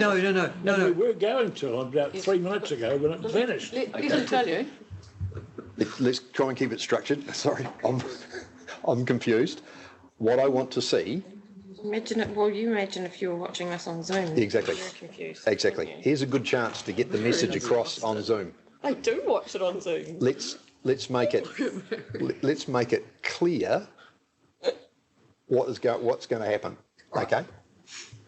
1 says we received the report. 2 says we're going to retain FPP for this election. 3 says we're going to resolve this for further issues. For example, do we want to have a poll at the 2022 election? To governance, communication and engagement, we've advised our suitable staff manager of that. And 4 says, but we are statutorily required to advise, having made this decision, the opportunity for people to demand a poll straight away. Yep. So that's for the 2022 election. Okay. And Mr. Chairman, we have to do that by the 19th of September. So that's correct. Yes. The governance, etc., will bring this back to a full council meeting, which will be later than that, because I would love, when that public notice went out, it actually said what we had agreed to as a council. No, Otherwise, they're 2 different putting issues. out there to the public a wishy-washy thing. Can I explain? Yeah, I think they're 2 different. Make a good job. They are 2 different issues. The first issue is we've already agreed to. In actual fact, the best way to look at this, Marion, is that agreeing to retain FPP and the poll, advising the public of their right to seek a poll on that issue, are linked together. So just to advise you again, we've made the decision to retain FPP, but we can have that decision overturned if there is a poll that is mandated by 5 or 10% of registered electors, and we are simply advising them of that. That means that we would be required to have a referendum prior to that time. It would be of enormous expense, and that would then come into play at the 2022 election. Can I have a reply, Mr. Chairman? Can I have a reply? Hang on. Yes, Marion. I know what you're saying, and I totally agree that 4 is actually abiding by the letter of the law. I'm looking, though, to not create or to attempt to avoid chaos out there, and the chaos would be abated if we were able to say that yes, we'd agreed to FPP, and yes, we agreed that at the 2022 election we would hold a poll as regards the 2025. And if we were able to say that at the same time as we put out a public notice, then we might actually get agreement from the community. Good idea. Yeah, exactly. That's what I thought we were going to do. Yeah, which was the 5 that we just took out. Yep. Yeah. They need to put it back in.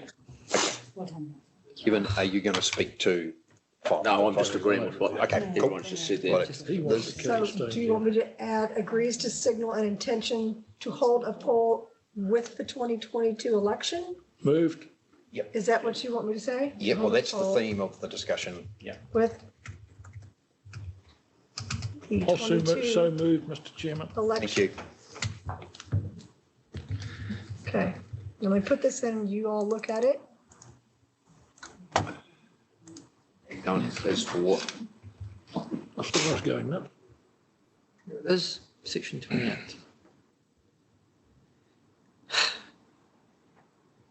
Yes, I know what you're going to say. And absolutely Hang right. on. To consider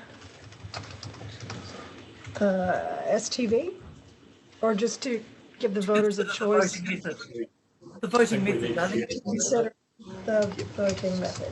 Yep. Amanda.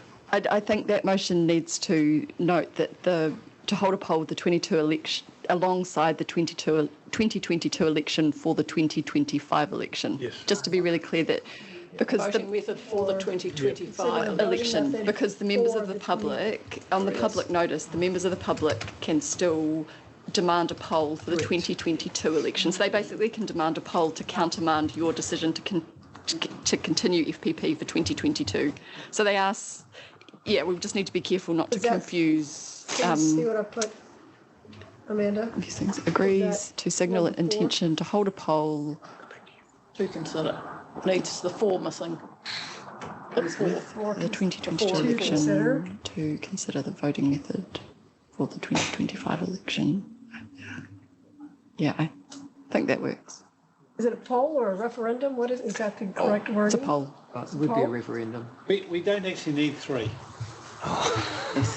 No, well, everything else is pretty different. No, we don't. We've made the decision. Yeah. And also just to add, there will be budget implications for holding a poll. So obviously there's the election expenses, but holding a poll alongside that, there'll be additional expenditure. So as long as you're comfortable with that. I presume it won't be as much as holding a discrete poll outside of an election, but it'll still involve extra expense. So we probably should have 6 that we note that there's additional expense associated with a poll, or the intention to hold a poll. I'm going to go to Hillary in a moment, and then Michael Laws, and then Brian. Okay, no, Hillary, then Brian. I'm sort of with where Brian was going in a way that I think once we've done this if we did it minus number 3, we don't need it particularly to go for further consideration to anywhere. The advantage, it seems to me, by signalling that intention to hold a poll with the 22 election is that that will reduce the likelihood of somebody charging us the expensive money of demanding a poll in the meantime, if they've got some confidence in that. So I'd just get rid of 3, as Brian was suggesting, and just, we've done it. Yep. Everyone's in agreement? Yep, no. No. Brian, you're speaking. No, but that's what we're going to vote on. We, all the way through this, we've made the assumption that a poll is going to be expensive. And tomorrow we're having a workshop on a community survey. And like, for example, can somebody tell me in a community survey whether we actually post something out or whether it goes online? Because if So which one? No, not yet. We Yeah. can't tell you anything. So, like, if we post something out, then you could literally do the poll through that, and it probably would cost nothing. And so, on that basis, I reckon we should actually have the poll for the changing the voting method for the 2022 election. Somebody tell me I'm wrong. No. Amanda. So the local electoral act sets out the process for doing the poll, and it's very specified, and it's got to be run it's got to be run by specific processes, so it is expensive. Okay. You couldn't do it by survey. You can't just do it by survey. No, it wouldn't be by survey, but it might be in the same envelope. Because that's where the cost is, isn't No, it? because the surveys are only, it's not for everyone. I'm just going to, let's come back to these 4 recommendations. Okay. Are there any further speakers in favour of those 4 recommendations? Then I'll go to if anyone wants to speak against. Anyone want to speak against? Okay, I'll put the recommendations. That's 1 to 4. All those in favour, please say aye. Aye. Aye. Against? Carried. Was Carmen answering there? She was in favour. Is that moved by Councillor Laws? Moved by Councillor Laws, seconded by Marion. Thank you. Okay. Oh, shit. Love that. Okay, thank you very much, Amanda. I was tempted to actually break before we finish this and have a cup of tea, but I'm pleased I didn't. But anyway, so we've got, let's take 15 minutes to have a snack, cup of tea, whatever, recharge, and we'll see you back here at 3:25. Thank you all.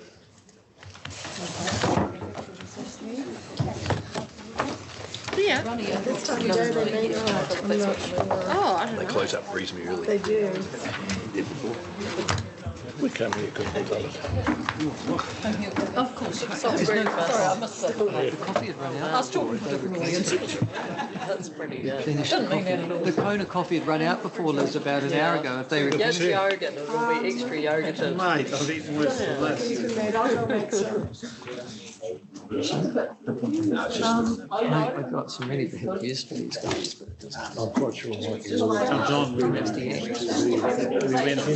older boy Ronan and I went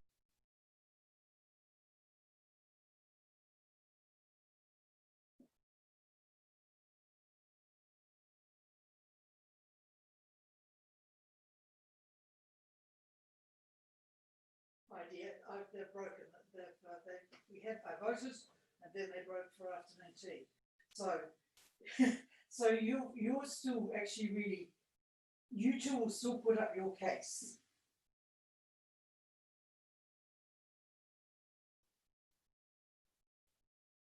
Oh gosh.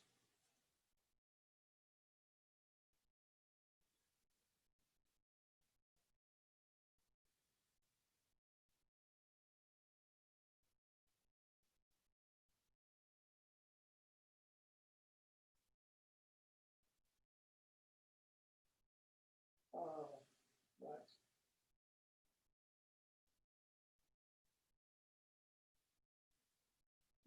Jesus. Right. Oh, darling.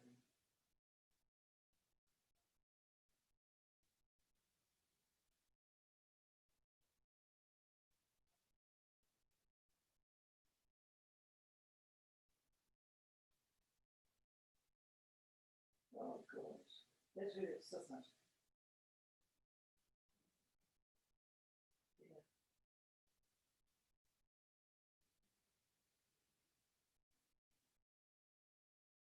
Oh, shit, it's hard. Yeah. Actually, it makes no difference whether my money was in there or not, because, in a sense, because he's made that decision, and yeah. Anyway, yeah. It's a bugger.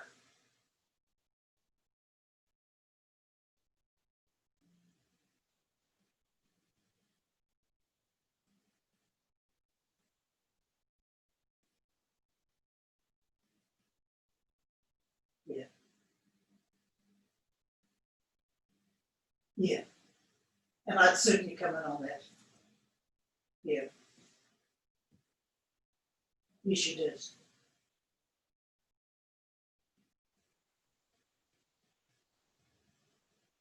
Yeah.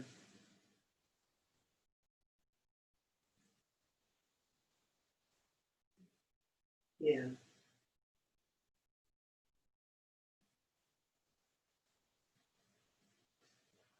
Absolutely. Absolutely. But yeah, I agree. Yeah. He's got himself in trouble with another case at the moment. I understand. Yeah. So he's probably bloody fighting. He's probably being advised for commercial reasons, which are not reasons of principle to get us out of the way. Yeah. Yeah. Yeah.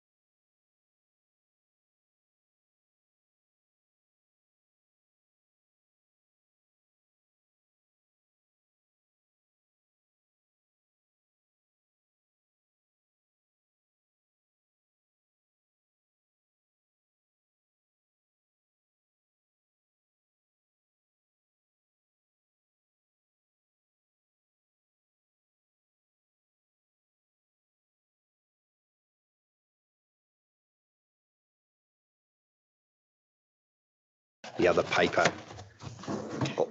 after that, and then we will come back and deal with the recommendation on the first paper and then the recommendations on the second paper. But let's not mix up the conversation, okay? Because essentially we're dealing with policy here, and then we'll go to regulatory and implementation after that. Okay, is everyone clear on that? Yep. Okay, I think we're all good. I think we're all good to go. So, in your hands, Tom, Gwyneth. Thank you, Mr. Chair. Basically, earlier this month, we had 4 pieces of legislation coming out under the Action for Healthy Waterways package: a new NPSFM, a new National Environmental Standard, new stock exclusion regulations, and an amendment to the water metering regulations as well. ORC has a responsibility for the implementation of the NES, stock exclusion regulations, and the water metering regulations. And also we've got a responsibility to give effect to the NPS FM. In the paper that I presented, I basically outlined a summary of each of those pieces of legislation, and I also tried to outline the key implications for council. Given the time constraints, I'm happy to give a brief high-level overview of those implications, but I'm equally happy to take the paper as read and answer questions. Sorry to interrupt, but we'll take it as read. Yep. Yep. Questions? Kate. Thank you very much for this report, and I think any information that provides an oversight of what's happening is really helpful, because people learn in different ways, and it is a difficult field at the moment. You said that there were 4 bits of legislation, and I think that's there are 5 bits, and one of the bits that hasn't been well connected is the 10th of August announcement of the freshwater improvement fund, which is the carrot that goes with the sticks. And it's in many ways the bit that I think is missing, that people don't understand that opportunity, and it's certainly one that I'd like to see us having an active part with the catchment groups and others to do. And I suppose it's not a criticism of yours, I actually understand, but the question is, do you see the FIF being a key part of that announcement and a carrot? Have I got that right? So acknowledge that there is funding available, but I guess this report is focused on implications of what ORC needs to do rather than might like to do. That's all. So, if there is, if there is a desire, and I think this was discussed earlier today, if there is a desire to put projects through for that funding bid, then we need to hear from councillors what they are so that we can action that. Okay, thank you. Kate? But just for the clarity, and I just want to put this in the public domain, it's the one area, because of everything else that's happening in the world and apparently elections, that isn't the one part of that project that, or that raft of work from the government that isn't being understood well, and that there is money out there, and if people put good projects together, they'll be helped along that journey. At the moment, it just feels like you're being battered with rules. And I just want to make sure that we announce that publicly and actually chase it. So where we chase it and how, I'm sure will be a discussion at another time, but I just want to make sure that people understand that publicly. Have you got your hand up, Marion? You're on mute. She might be muted at your end. I was fiddling with my fringe. Sorry. Thank you. Michael, Laws.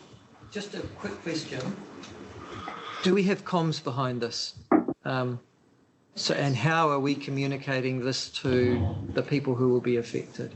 Yes, there is, I think about a month or 2 ago, we had the cabinet papers that were released, and then we made a paper outlining some of the key directions set out, and as part of that we did a draft comms plan. The comms plan is currently being updated,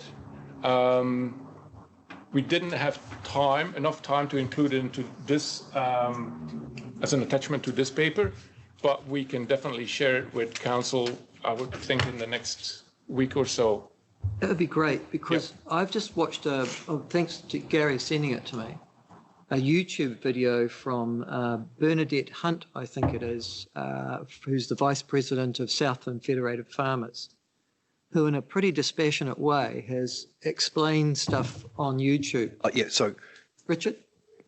Yeah, so that's just to add to that in terms of what else we're doing. So we've done a number of presentations to different groups. Beef and Lamb, we did Dairy NZ last night, and there's a number of other groups that have requested staff attend to explain the new rules and what ORC's response to that is. So certainly that's in that. There is a dedicated page on the website which is around the new water rules, and there's a link to it off the main page, so it's easy to find, and that contains links to all the FAQs from MFE and other good information. So there's certainly, we're making as great an effort as we can to get out to as many people as we can, alongside those other industry groups who are doing a very good job, like that video, like the session that Dairy NZ ran last night, to get the message out as broadly as we can. Thank you. Hilary. Overview of key requirements 49, 50 and the 54. 49 and 50 don't sit perfectly, it seems to me, since 49 has all wetlands already identified, must have a variety of animals excluded. So what page is this? Page 58. And 50 says all wetlands with threatened species and on low slope must have them done by 2025. So that sort of suggests that the higher level ones, the better, the threatened species and whatever, have got longer than 2023. Yeah. I see what you mean. But basically what the stock exclusion rules have said is if you have wetlands identified in your current plan, you need to exclude all the stock by 2023. Over the next 10 years, however, we've got to identify a whole heap of other wetlands that meet a certain minimum size. So we get some extra time to identify these and exclude stock from those additional wetlands. Yes, so the government have said, and they recognize that it's going to take some time, and they've said it's best that you prioritize.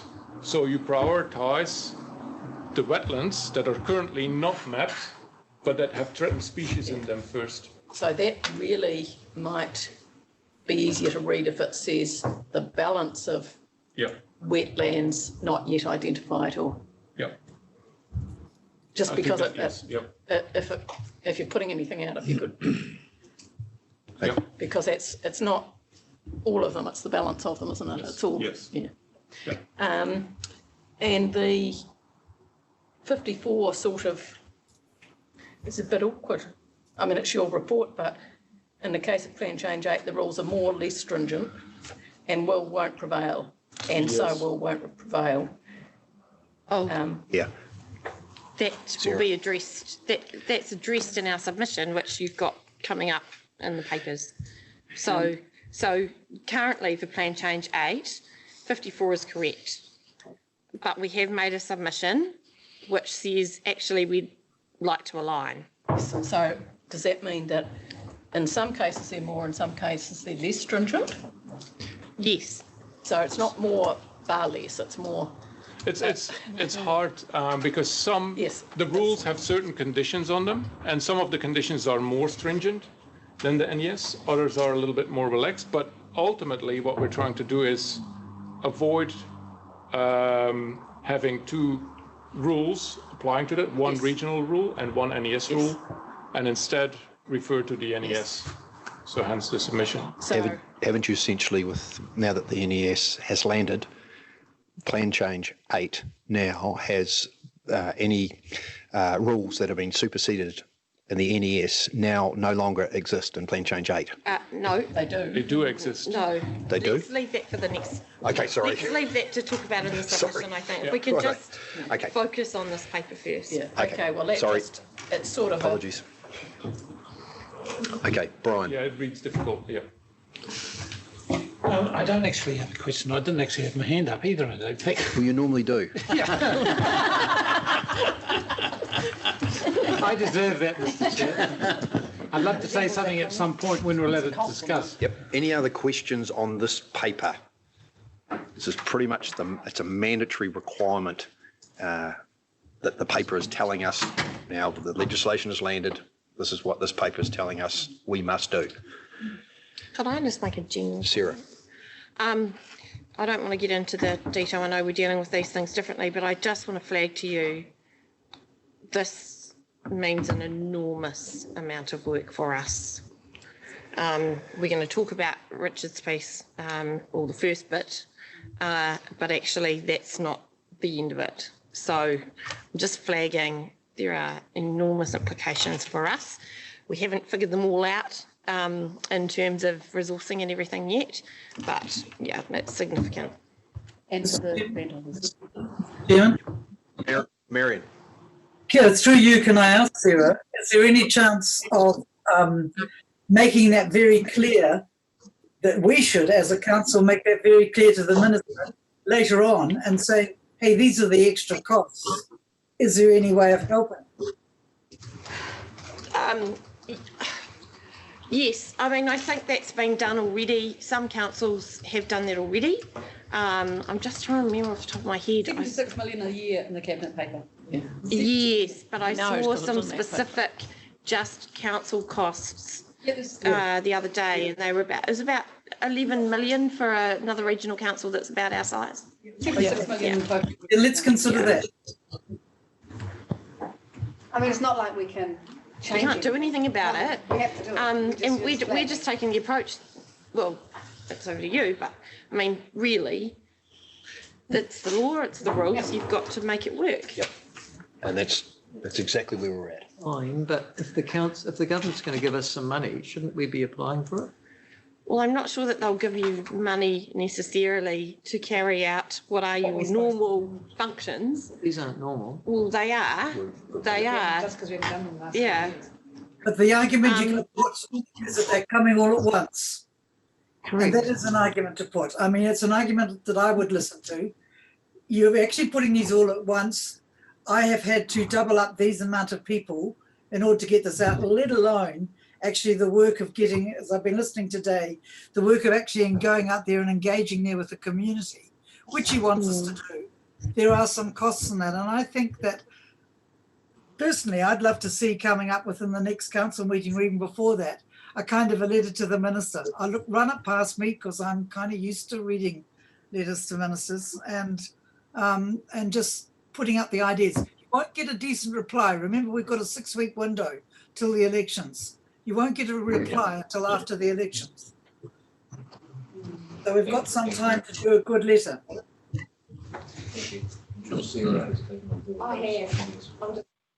We'll be fully ready to have fully quantified the cost by then, that's all.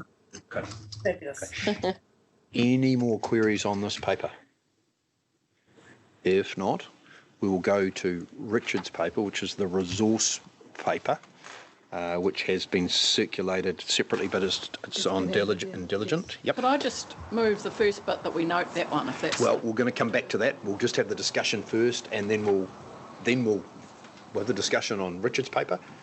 Then we'll come back and you can move that we note that first report, and then we'll deal with the second report. Thanks, Hilary. We're in your hands, Richard, and Joe, welcome. Thanks, Andrew. Right, so I'll just make a few points, I guess, and then we're obviously prepared to take a few questions, and I'm sure there will be some. So the reason that we've approached it this way in terms of requesting these additional resources for consent specifically is that is the area of the business that from the 3rd of September we will start receiving applications for, and we have no option. It's our responsibility to process those. The other areas we will continue to work on and being compliance. We have we have a decision to make on our approach to compliance, which can then feed into our future resource needs, so it can be part of the long-term plan discussion. The consents and what we know from our discussions with the community and with some of the key stakeholder groups is that, and it's in the report there, we're looking at significant numbers of consents. And in order to give those farmers confidence, we need to be able to process those quickly. And there's an expectation on us, there's a legal requirement for us to process those. It's not just about resource numbers, it's obviously about the process we run as well. And for those of you that have been at those community sessions, you would have heard us talk about efficient processes and processes that are simple to navigate, and that's a huge part of it. If we make it too difficult, it doesn't matter how many people we throw at it, we won't be able to manage the volumes. There is the question around the introduction of the farm environment plans and whether we're going to have a significant peak that will then reduce over time as environment plans become the tool for managing some of these things. My response to that would be that for some of these areas of the NES, such as intensive winter grazing, it may well be that environment plans become the way of managing those over time and the consent numbers will drop away, but there are other aspects of the NES and Plan Change 8 that will replace them and create just as much of a need for consenting. And because of Otago's previous approach to a fixed base and not consents based, we don't have those resources currently, and we never have. But we will need them going forward, farm environment plans or not.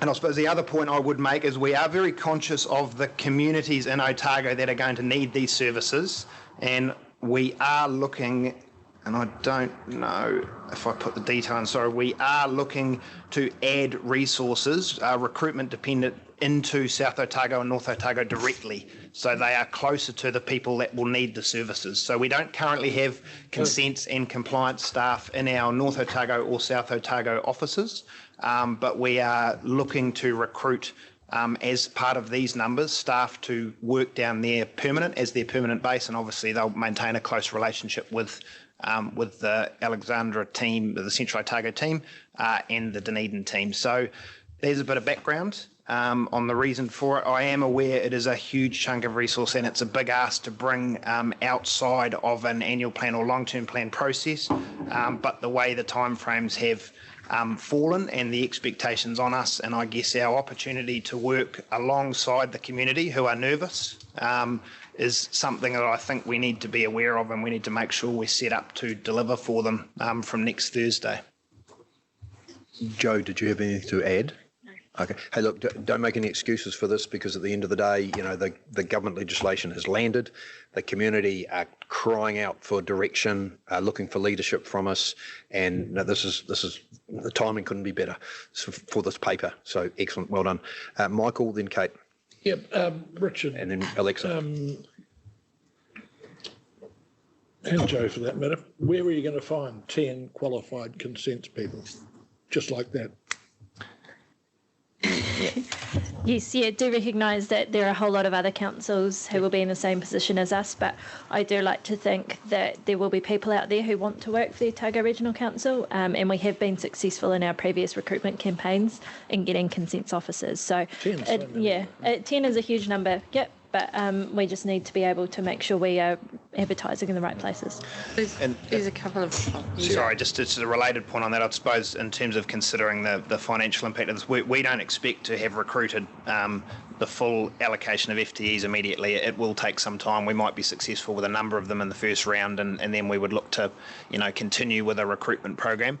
I would also say that in the last 6 months, the nature of applicants we've received for jobs has changed, and that's due to people relocating within New Zealand, people relocating back to New Zealand from overseas, and we are getting more applicants, and I would say a higher calibre than we were receiving 12 to 18 months ago for similar roles. Very good.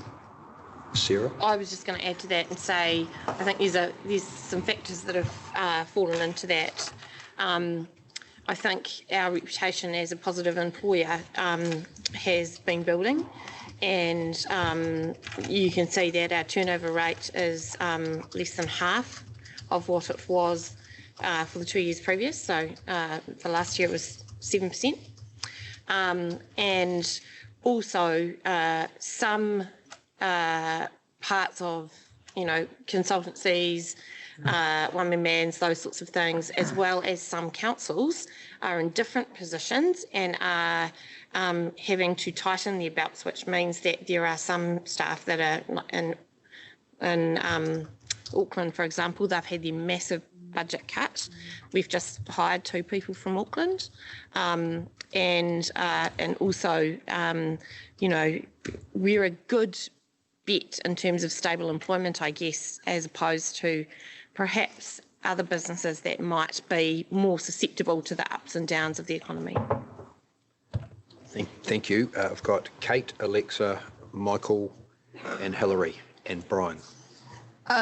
Thank you. I've just realised I'm not sure that I think I probably have to sit back on this topic as it comes to the motion. But I just wanted to thank the staff. They've been out, and I've had the pleasure of going out to some of the meetings where they have really engaged. People are really hungry for this information. They're desperate to understand the process. And I just want to thank the staff who have given up evenings fairly late on to do that stuff. And it's not easy confronting, being the messenger for a pretty hard messages being received. And so thank you guys, all of you for being out there. But I take your advice on it. But I think if there's a cost, there's likely to be a cost to that will go to the people applying. And as I'm in low slope farm, that would be better if I stood sat back. It's a long bow, but that's your choice. The fees and that's probably more related to the fees and policy component of the LTP than a direct discussion on costs. But this is the cost driver. Yeah. It's a cost driver. Okay. Alexa. Really, Michael answered that question, but the one that I had about how you're going to employ, so that's all good. But I did also want to congratulate you for putting people into the regions. I think that's really, really super important. It's really important from what I hear on the ground. And the only other thing is that I know this is talking about consenting, but I wondered what support there might be for people who are trying to do things different. So the rural liaison officers, if you've thought about having more than and compliance stuff. So Gavin's out taking a meeting for me. So I mean, I know that's one of the roles that Andrew is very busy with at the moment, working with Gavin, is on the definition of the rural liaison role and then what resource allocation the council provides to deliver on that role. I suppose we're very heavily linked to that because I see the compliance function as not just being one of regulation, but also if we go right back to that strategic compliance framework and the key role that education plays in that, particularly when we're talking new rules, there will be a significant element of collaboration and education in the compliance role for the next 12 to 18 months while people transition through to the new rules. So there's no additional compliance staff in here. The compliance staff as a priority will be attending these, and that's something we'll have to report through the regulatory committee just to identify the impact that's having on other work. But I think we just have to recognise how much of a priority this is. And then as part of the LTP discussions, I know that through discussions with Gwyneth, science and environmental monitoring are impacted, compliance will be impacted, the support services around that. So there will be more coming. This is just the bit that we know is going to hit on the 3rd and we don't really have an option. So we'll sit ready for the next note to come in. Okay, thank you very much. Who's Andrew? Michael. Andrea. Sorry. I misheard you. Michael. If you've got 10 new consent staff, where are you basing them? I hope they're not all going to be based in Dunedin, are they? I know, so we just talked about that. Yeah. So we're looking at... but how many are based where? So we're going... it's correct me if I'm wrong, but we've got two in South Otago, 2 in North Otago, Yes, there is. Two in North Otago, two in South Otago. Now this is all subject to being able to get people, but this is what our plan is: 2 in North Otago, 2 in South Otago, 2 in Central Otago, and 4 in Dunedin. Yeah. Right. Next question: how much are you paying them? I don't. No. What's the average? Don't be silly. I mean, that's not confidential information. So I don't. What's an average consents officer given? Give us the band. I'm not too sure of the band off the top of my head, but we can provide that information. Well, the reason I asked that question is because the reason you'll get people now is because there's a downturn in the economy and you've got consultancies, as you so rightly point out, that aren't economic at the moment, so people need surety of income. So there's What I'm concerned about is that you're still going to need these people in 2 years' time if the economy goes up and these people decide, and that's why I'm... So we do, the pay bands in terms of our pay framework are compared against the market. Yes. So there is a process to set a band for all the roles across council that ensures we're market competitive. So I'm confident when we make approaches to people we think are appropriate for the roles, that we will be able to give them an offer that will still be competitive in a couple of years' time when there's an upturn. And that's the issue. Yeah. Yeah, so we went through a job sizing exercise late last year, and as a consequence of that, we're in a much better position to know where we are in comparison to the market. We also did a bunch of adjustments to sort that out with the REM round last year. So we're in a good position now. In answer to your question, I think the band, it depends. It's probably around the sort of 56-ish roughly for a junior consent planner, up to sort of 80-ish for a senior, 90, yeah. roughly. Thank you. Hilary.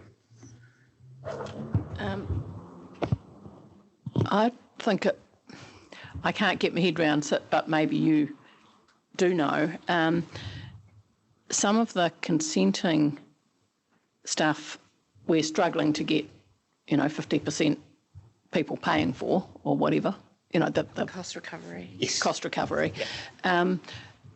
I'm wondering whether at the same time as that's being looked at, we can look at how much of this total work we're doing in this area actually belongs not to people, not as in cost recovery. I wonder whether some of it doesn't belong, it's not that we're not recovering what we should so much as that we're putting in the pile of things that should be recovered, things that are actually our responsibility or ratepayers in general's responsibility or... Sorry, can I just butt in? Sorry, Hilary. Yeah. So the fees and charges schedule gets reviewed through annual plan LTP process. Yeah. Oh, sorry, no, I'm not talking about how much they are. I'm talking about You're what talking goes... about the public good, private good Yeah, split. yeah. And that still comes part of the funding policy. Yeah. And, because a lot of what we're doing might be education at the moment, and, yes. and these new people we're getting, yes. I gather from what you said a minute ago, aren't compliance in the sense of somebody who we can charge for whatever. So I'm just... So it's a public-private split you're talking about. Yeah. And in this case, there might be a whole lot of public stuff and not so much private stuff for the next things we're doing. No, so the processing applications which these staff will be doing are cost recoverable. Yeah. And we are trying to develop a process that we're testing already with people, that we're engaging with at these community evenings, is to develop something that is very simple for them to use and for us to process. So we'll be able to recover the time we spend on it and keep the overall invoice cost down. Yeah. And you'll be ready with the LTP to be able to come back and say, this is why we are confident that it belongs in the public good. Acknowledging that anytime you bring new staff on, there is training and other things before they get up to speed and are processing, and there is a cost that goes along with that. Thank you. Brian. Yeah, following on a bit from Hilary, but firstly, as Kate said, just a big thank you for all the work that's been going on behind the scenes and in the community. It was my pleasure to attend 3 or 4 of your presentations, so that was really good. I actually look forward to the farm management plans as a more sort of holistic way of bringing in effects-based rules, water quality testing, and taking some responsibility and ownership for the farm over time. So that's certainly my question in the future is about farm management plans, and Minister Parker talks about it a bit. I concur with what Sarah said about, just the huge volume of work, science and so forth. But anyway, my question is, it's around the consent. So I'm really pleased that you're trying to simplify things. A simple solution will be the best solution, and with all the demands. So on each farm, are you aiming that each landowner can tuck everything in to the one consent? And do we have the people on the ground in terms of not the consents administration, but the technical sort of people that can basically say if the slope is 20 degrees, that this is the buffer solution, this is the riparian solution, or whatever. We've got all those answers. Have we got all those answers so we can get that information that in terms of recommended practice? Look, we don't have all the answers now, but we've got to pull them together very quickly. Like over the next month? Well, yeah, or less if we can, because we will start getting applications from next Thursday. Yeah. So there are some critical things around calculation of slope, some of the things you're talking about in terms of mitigation that could be put in. We're looking to get guidance from central government for consistency. So the regional councils are looking for specific guidance around things like calculation of slope to ensure that there's consistency right across the country on that. Yeah. And then obviously we need to look at specific things that our community are asking us that we might need to do our own work on as well.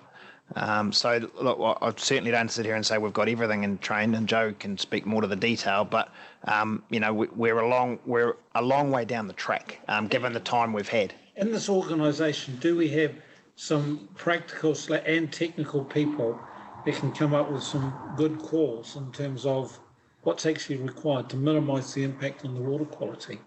We do, but we don't have a workforce of people with boots on the ground, if you know what I mean. So I don't have a bunch of people whose job it is to go out and measure slope on farms and decide what needs to be done in the way that these new rules require that consideration. Yeah. Because if you remember, we've always had 6A, which has been a fixed base and which has been farmer driven. So, we've done compliance of permitted activities, but we haven't consented them and we haven't needed that workforce of people.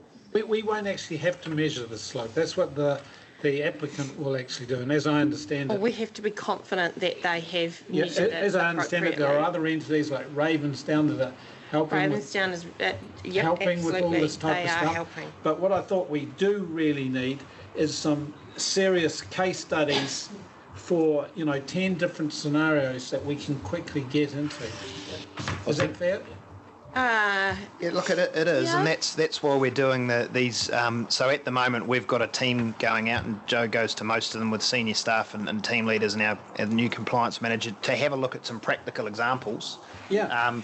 And come up with some scenarios that can then be shared amongst other landowners to say, well, here's how we think it could be managed, and can we get these messages out? And we also get that expertise from the industry who know that very well. Listening to the Dairy NZ team last night, they've got some very, very capable people who can provide that advice as well. So it's not, I wouldn't say it's all on us. It's about us making the most of these resources that already exist.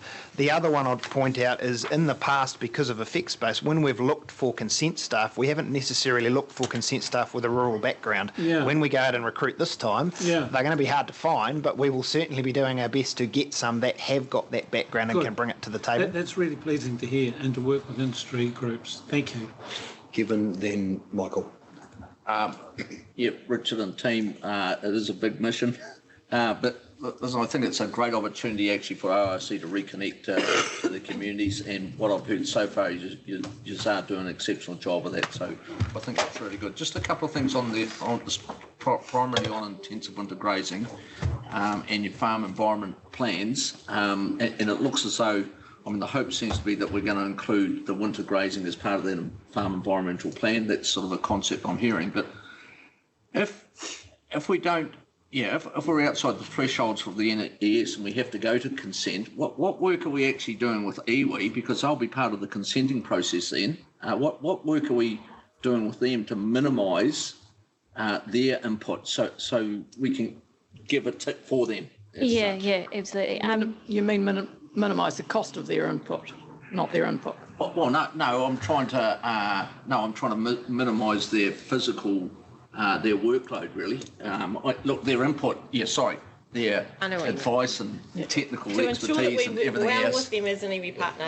Yeah. But it's making for an efficient process. Yeah. Because it could well be if we get the whole 3,000 and exceptionally burdensome upon them as well. So where's the process going with that? Yeah, and it's probably not just iwi, it's all of the stakeholders that we regularly interact with. So at a staff level, we are meeting twice a month in terms of the specific applications, and there being high-level discussions around resourcing. I have extended an invitation to Okaha for some of their staff to attend our training next week, so that they are provided that same level of training as us in terms of sharing those resources, and there will be open lines of communication about this process. It's also not to say that they will need to be involved in every single application as well. You know, they are only ever involved if there's an effect of the specific threshold on them. So at this point, we can't assume they will be involved in everything, but there may be some that they are involved in of that workload. And so, sorry, just to extent, so that's also filtered through Everett and Lynn as well, through our strategy and planning. They're over. Well, primarily Okaha are the vehicle that we work with. Anyway. Yeah. Yes. Yeah. Good. Thank you. Michael. Yeah, Brian and Sarah pretty much anticipated my question, which was going to be about the whole slope issue. And I asked Sarah, do our GIS people have sufficient LiDAR coverage of Otago to enable consents people just to pick the 10-degree slope areas? The map. I've got a map.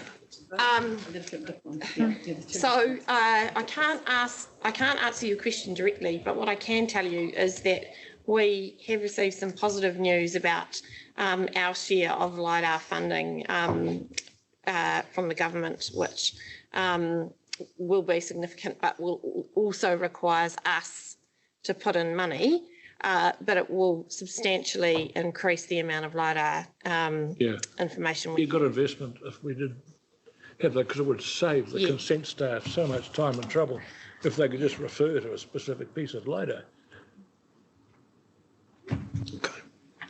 No further questions. Just a question for Joe. You spent a previous life next door, south of us. They have an activity-based plan, water plan, land plan.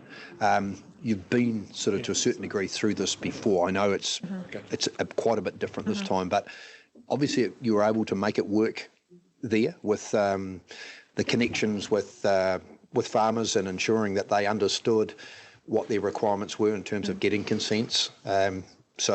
Yes, yeah. A lot of it is being able to meet people face to face and have those discussions with them. And I think we've touched on the worth of going to those sessions and also having people based in the right parts of Otago. So that will certainly help with that. And then also I have made contact with Environment Southland and my the consent manager there. So we are going to make sure that we can be as consistent as possible between the two regions. Cool. So, you know, it's making sure that we do connect where we can. Awesome. Thank you. Any further questions? Everyone's... Kate. This isn't one on the cost, so that just made me wonder about shared services, because often a council will have different timings long term. Would you be considering at some stage sharing consent? I can answer that one. Yeah.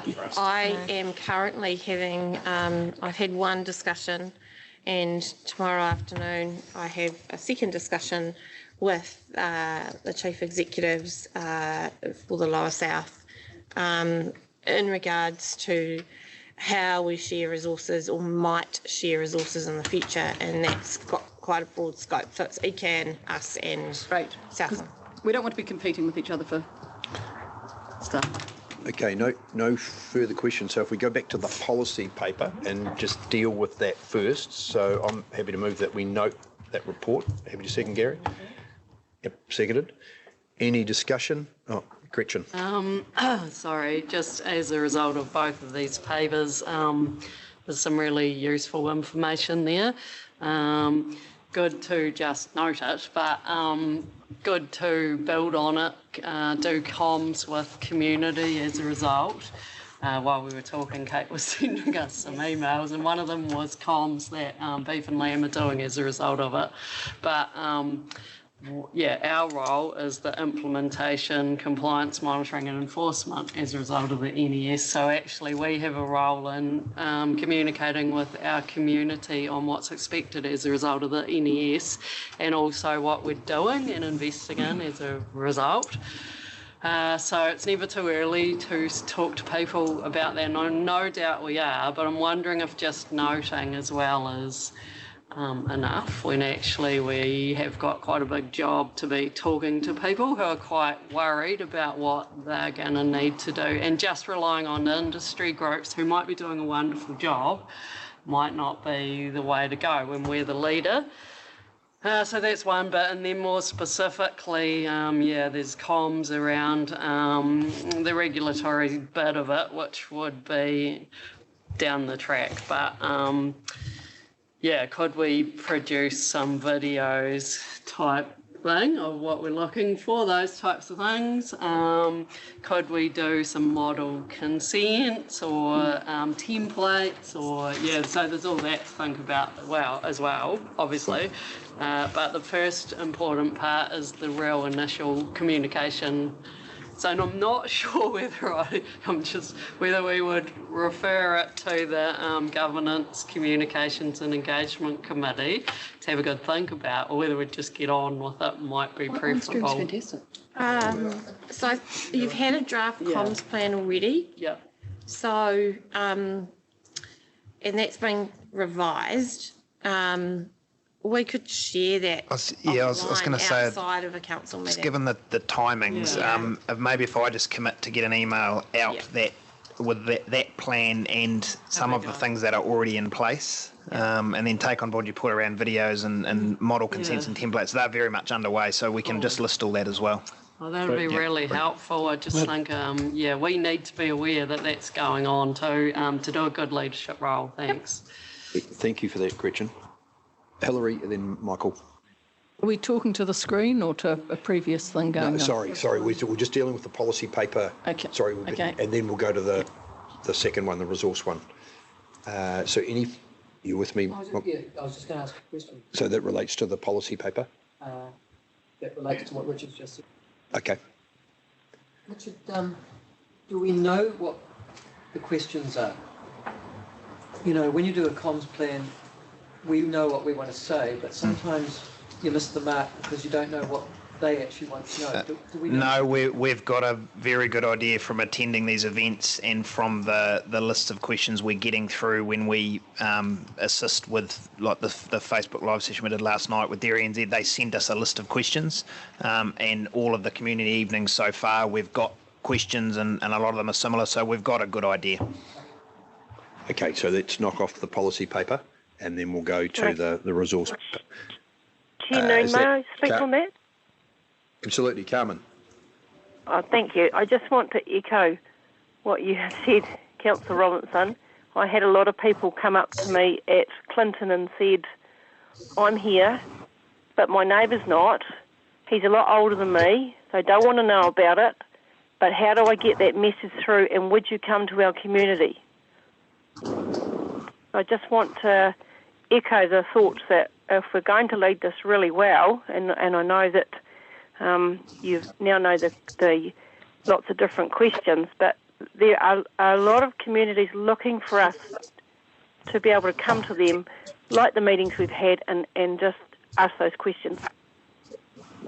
And we have said no to it, so we're happy. Happy to keep turning up to those, absolutely. Thank you. So strong endorsement from staff to continue on the journey that you've already undertaken. Any further discussion on the policy paper? If not, I'll put the motion that we note the report. All those in favour, please say aye. Aye. Against? Aye. Carried. Now we go to the resource paper, which is up on the screen. Thank you, Liz. No more questions. We're just... Sorry. Sorry, Hilary. Can I ask a question? Yes. Number 3 there says, notes that the additional full-time employees are not included in the budget. We don't include employees in the budget. Our budget is an amount of money. Start the costs associated with those. You're right. So that it doesn't have costs in there. It talks about approving people. You're right. And what we approve is finances. That's right. So it's a wording thing. We always knew this was coming, and we separated it out from the annual plan process because we didn't have the final understanding of what will be required, and we said that all the way through the annual plan process. So this is new spend. Yes, but it isn't new spend, it's new people. Well, but we treat our people as a cost. We don't. Absolutely, but I'm saying here, it isn't asking us to approve a cost. You're saying like $500,000, is that the cost? It'd be more than $500,000. Yeah, it doesn't. I'd like the amount that we're approving in there, because it's the long-term plan. We're approving a budget, and here we're being asked to approve people. Okay, just one person speaking at a time. Hilary, your point is that I think in the paper mentions $500,000 for the balance of the 2021 year, and then $1 million thereafter for a full year. Am I? For the year, that was an indicative, because for the years after we'll deal with through the long-term plan. Yes. I reached it out. I think it might be slightly more than that. Yeah, and to be fair to the finance team, we didn't give them a lot of time on this, so we take ownership of the number that's in there, and I would be. The reason we've put the cost of full-time employees in there is we haven't budgeted for it. There are costs in terms of overheads over and above that we are yet to calculate, and we also don't know how many we will be successful in recruiting between now and the end of this financial year. So we can go away and do some more work on that, but I certainly wouldn't be able to give you a number right now, other than the indicative ones that are within the report. Yes, so could the indicative numbers in the report go in here, because that means that we are aware of that when we support the approval. And they don't need to be, I was going to say accurate, they don't need to be, I mean, they're an estimate, but... Could we just include the indicative numbers in number 4? Yes. Yeah, well, it's paragraph number 16. Yeah. Page 164. Or we just have a separate motion that says that we note the indicative numbers in the report. Paragraph 16, did you say, Brian? Yeah. Just so there's a reference to it, It's so just then we pick it up through it knows we've acknowledged what sort of ballpark figures we're but maybe say, but they may be an underestimate. I suspect they are, and I'm not criticising. I just it does. I would agree, Sarah. And it will depend on how quickly we get bums on seats in a lot of cases. I mean, if you employed 16 people right away for a year, you're talking closer to... I think it'd be around about 1.2 million, roughly. And that's without overhead. Kevin? It's just salary. I was just going to note that the indicative costs are indicative but not fully quantified costs. Indicative is sort of an estimate. That's pretty good. So I think... I understand the pressure on that. I mean, you've approved the additional 16, so hopefully that covers, any discretion between indicative and whatever else it is. Yeah. I don't mind it going over. I just want to have some idea of that we acknowledge that's the ballpark, but, sort of. It's good for everybody to have as much certainty as possible about what it's going to cost, knowing that it's already a year where you're spending a lot in reserves. So I've explained this, but 500,000 is probably more than double that. So why we've got 500,000? The rest of this. So it's just the rest of this year. Just the rest of this year, and that's also net because there will be some revenue coming back in for these applications. So it's whereas the net. Minor isn't net. So overs and unders might. Okay. So we're comfortable. Yeah. Okay.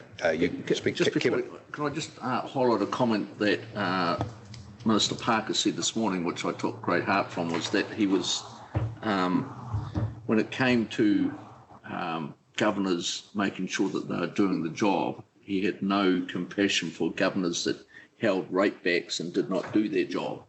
Words to that effect. I hope I haven't misquoted him, but this is something that we have to do, and it is something that we very readily need to support our staff to make sure they're on the front foot and getting it done. So I'll just leave it with that comment. Well said. No further discussion. If not, we've got a mover or a seconder. Yes, I'll move. No. Move Marion, seconded Alexa. No further discussion? If not, I'll put the 4 recommendations as up on the board. All those in favour, please say aye. Aye. Aye. Against? Carried. Thank you very much. All the best, Joe and Richard. Well done for getting on the case and bringing this paper to us today. You're not allowed to sleep. And just tell them that North Otago's not a bad place to live, really. Who wants the best ones up here? Call that living. Yeah. Okay, moving on to item 10.6 is the MPSFM implement. Oh, Sorry, golly. Can you make sure that I was noted? Implementing the MPS. I didn't vote on that. Welcome, Lisa. Welcome back, Gwyneth. I think it's relative from now on. I know it is. Yeah. Well, I'm not buckling at the knees. No, he didn't say anything. Okay. He just said, write to me. We're in your hands. We've got hot off the press, this pretty much this paper, and it gives us 5 options. And Lisa, was there any overarching comments you want to make, or Gwyneth, to open up the discussion? Pretty much just the sort of 3 points in the summary there. Obviously, we're on track as staff to deliver the RPS as per our commitment. The new gazetted rules. So again, we're talking about these new rules that have come in, being gazetted on the 5th of August. We've realised that there was a new requirement for our RPS that we were not expecting, and we had not been signalled previously by the government, and that requirement is to have, rather than a single long-term freshwater vision in the region within our RPS, we're now required to have long-term freshwater visions for each FMU. Given our commitment to deliver a RPS in November to the Minister, we wanted to bring this paper to you for consideration, and I'll, I guess, over to you for questions, given the context of this morning's discussion. I'll go to Marion in a moment. Just with regards to the recommendations, after you heard the discussion this morning with the Minister, and Sarah has already alluded to writing a letter to him to formally ask him for an extension. So we need to just modify one of those recommendations, but that'll... We haven't provided you a recommendation on an option. We've just asked for direction, so you let us know what you want us to do. There'll be one that'll come up on the board shortly. I'll go to Marion, then Michael. Thank you. Marion. I really strongly support option D. My option D, which is complete the full engagement process, seek the Minister's approval to delay. The question I want to ask you is, how long a delay would this be? 3 months? It's till the end of June. Till the end of Through you, Chair. Yes. So in the paper we have suspected, we think that the delay would be to notify until the end of June 2021. We've kind of, I guess, done a bit of a program as to what that might look like between now and then. We'd be intending to do the consultation and the more comprehensive engagement with the community this year on the FMU visions. We obviously then have a bit of a tricky time, I guess, across Christmas in terms of when we are able to be talking to people. So we'd be using that time as staff to kind of pull together those visions and to pull them into the RPS to check that they are then also consistent with what we've already got drafted in the RPS in terms of how the rest of that chapter for land and freshwater is sitting together. A extension to the timeframe will also, though, allow us to add a bit more time to our statutory consultations. At the moment, under the current RPS timeframe, we've got a really short statutory consultation of 2 weeks for Clause 3 bodies and 2 weeks for iwi, which is quite short.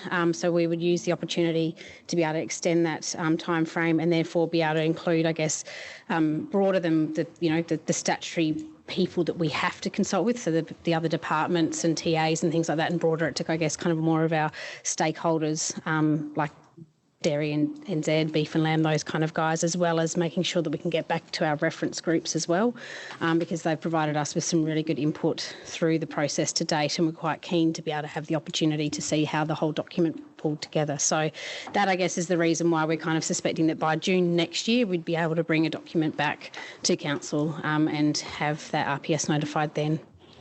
Thank you very much for that. Can I have a follow-on? My only nervousness is this. The RPS affects the documents of other councils, what are called territorial authorities. Is our delay going to affect them? Well, we've got QLDC and DCC who have already through their process, I guess, and going through appeals on their district plans at the moment. Waitaki and Clutha are in the process of doing their district plan reviews, or at the very start of it. I think Waitaki's a little bit further along, and CODC falls into that same boat as well. They will have to give effect to the RPS when it becomes operative. What we're being conscious of, I guess, when we're writing our methods through the RPS is understanding that situation, the landscape that our TAs are at, providing them with some timeframes through the methods of where there might be things that they need to consider and update. And that's particularly, I guess, to give consideration to some of those councils that are further along that have obviously written their current district plan, or the ones that they're going through appeals on, to our partially operative and old RPS. So we are conscious of that. Okay, thank you. Thank you. Michael Laws, then Brian. Well, and then if Hillary. Marion is moving option D, I will second it. Option D. Must be something. Can I just say, our community is currently in and about to go through a bewildering array of change. Yeah. And the longer we let this go, the better. I was very heartened by what the Minister said this morning, which I thought was very realistic. So really, it's almost a bit of a no-brainer, really. Option D is the way to go. It gives us a better chance to engage, gives you guys more time, and we all end up with a better result. What is option D? It's on page 168, Michael. Basically asking for a delay until the end of June. Complete full engagement process for FMU freshwater visions and seek the Minister's approval to delay notification of the RPS. Thank you. Brian. My understanding is that iwi may be supportive of option D. Just to share with you, I was rung by Edward Allison just to say that was their preference. They obviously recognise the importance of a meaningful, robust consultation process. And they were very supportive of option D, yes. Okay, and if we go down the track of option D and we write to the Minister seeking his formal approval, will we give a time breakdown so we make it quite clear that we were, tracking in a certain way and where the various milestones are, so we're not slipping into a time slippage that we don't actually achieve? He's had this paper, so he knows that what we've outlined to you is that we'll get the rest of the RPS ready and park it. We're not going to take our foot off the pedal. Okay. So we'll do that. And we'll say that in the letter to him?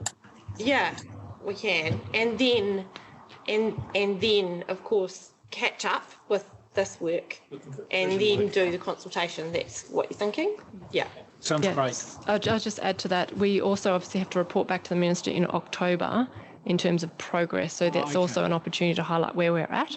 Yeah. So we're still planning to bring the same program of work we had to you on the 9th of September with a workshop and a paper. So, it'll be publicly available information. Plus we'll update the Minister in October. Hey, and a big thank you to staff, for the work that they're keeping the pedal down and we're tracking and we've got the Minister here and we're communicating issues and we're being transparent. It's amazing. Thank you. Definitely Lisa and her team who are putting in the hard yards. It's not easy. Sweet. And Thank you. we're very grateful for the effort that Lisa and her team are putting in. Thank you. Thank you. Hillary. I like the option Councillor Hobbs is suggesting. And my only thought would be that if we write to the Minister, have we got asking for that one, have we got confidence that that is likely to be met with a favourable response? Because do we need a plan B, as it were? You virtually said today. I asked him, didn't I, in the meeting? Yes. Yes. Yeah. Yep, absolutely. Yep. Gary. Question just around that, and following that then was he fully understanding that that is the specifics of what we were going to ask? I believe so. I sent you all the briefing that I sent to him, and also I attached to that this paper. Yep. Hold on. Yep. We're safe then. We're safe. No more queries, questions? We've got a mover and a seconder. See if this is what So, yeah. So number 5 agrees to complete fully. Oh, sorry. So number 5 pretty much covers off and identifies option D. Makes it clear that's the pathway we're following. And number 4 essentially is the letter that goes to the Minister to confirm the extension of time, of which he... the date of the extension and again, direct staff to A, right, extension of time by 30 June 2021. Please, just so it's clear. Yep. Fair enough. So it's clear? Is that A, to confirm his agreement with an extension of time? So we need, yep. Check, Andrew, that it's in line with what Lisa and Gwyneth are thinking as well, because they're reading it quite hard. Yep. I'm sorry, it just might be me in wording. So we're looking at 4? Yes, we are, and we just want to line the date up that is in the report. So in the letter that goes to Minister Parker, it reflects the same. So just seeking clarification, what are we confirming? Yes, request. I think we want to seek request, seek an extension, request an extension, not confirm. Yeah. Fair enough. Yes. Comfortable? Okay. I'll move. Have we got a seconder? Sorry. I think Marion was just moving being it, wasn't super clear. Oh, sorry, yeah, Marion wanted Direct staff to. Sorry. Is it staff or is it the chair? The chair. You've personally got to write it, Buster. Yeah. I'll second Marion's.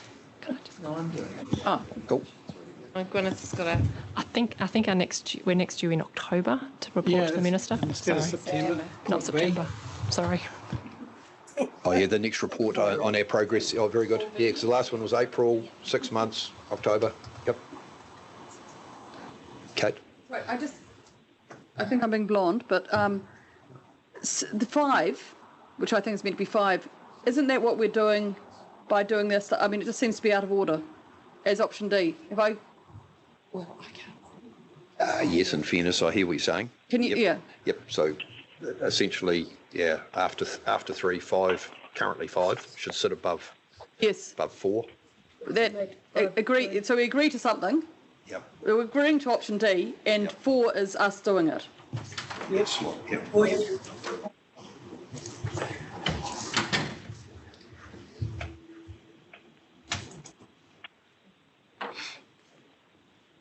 And you're moving, Marion? Yes, thanks, so.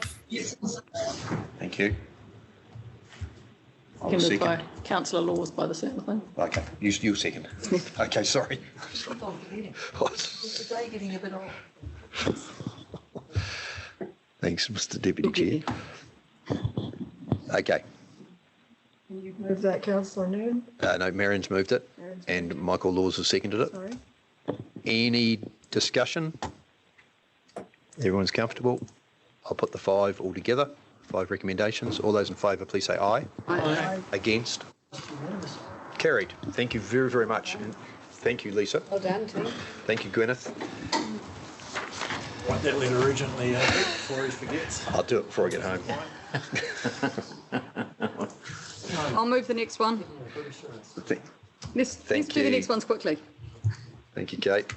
This is the submission on Plan Change 8. Yeah. Moved by Kate, seconded by Michael. Can D. we just Yep. clarify there was a question or two? Yep. Carmen Hope's got her hand raised. Oh, sorry, did Carmen have her hand up for the last discussion? I'm not certain.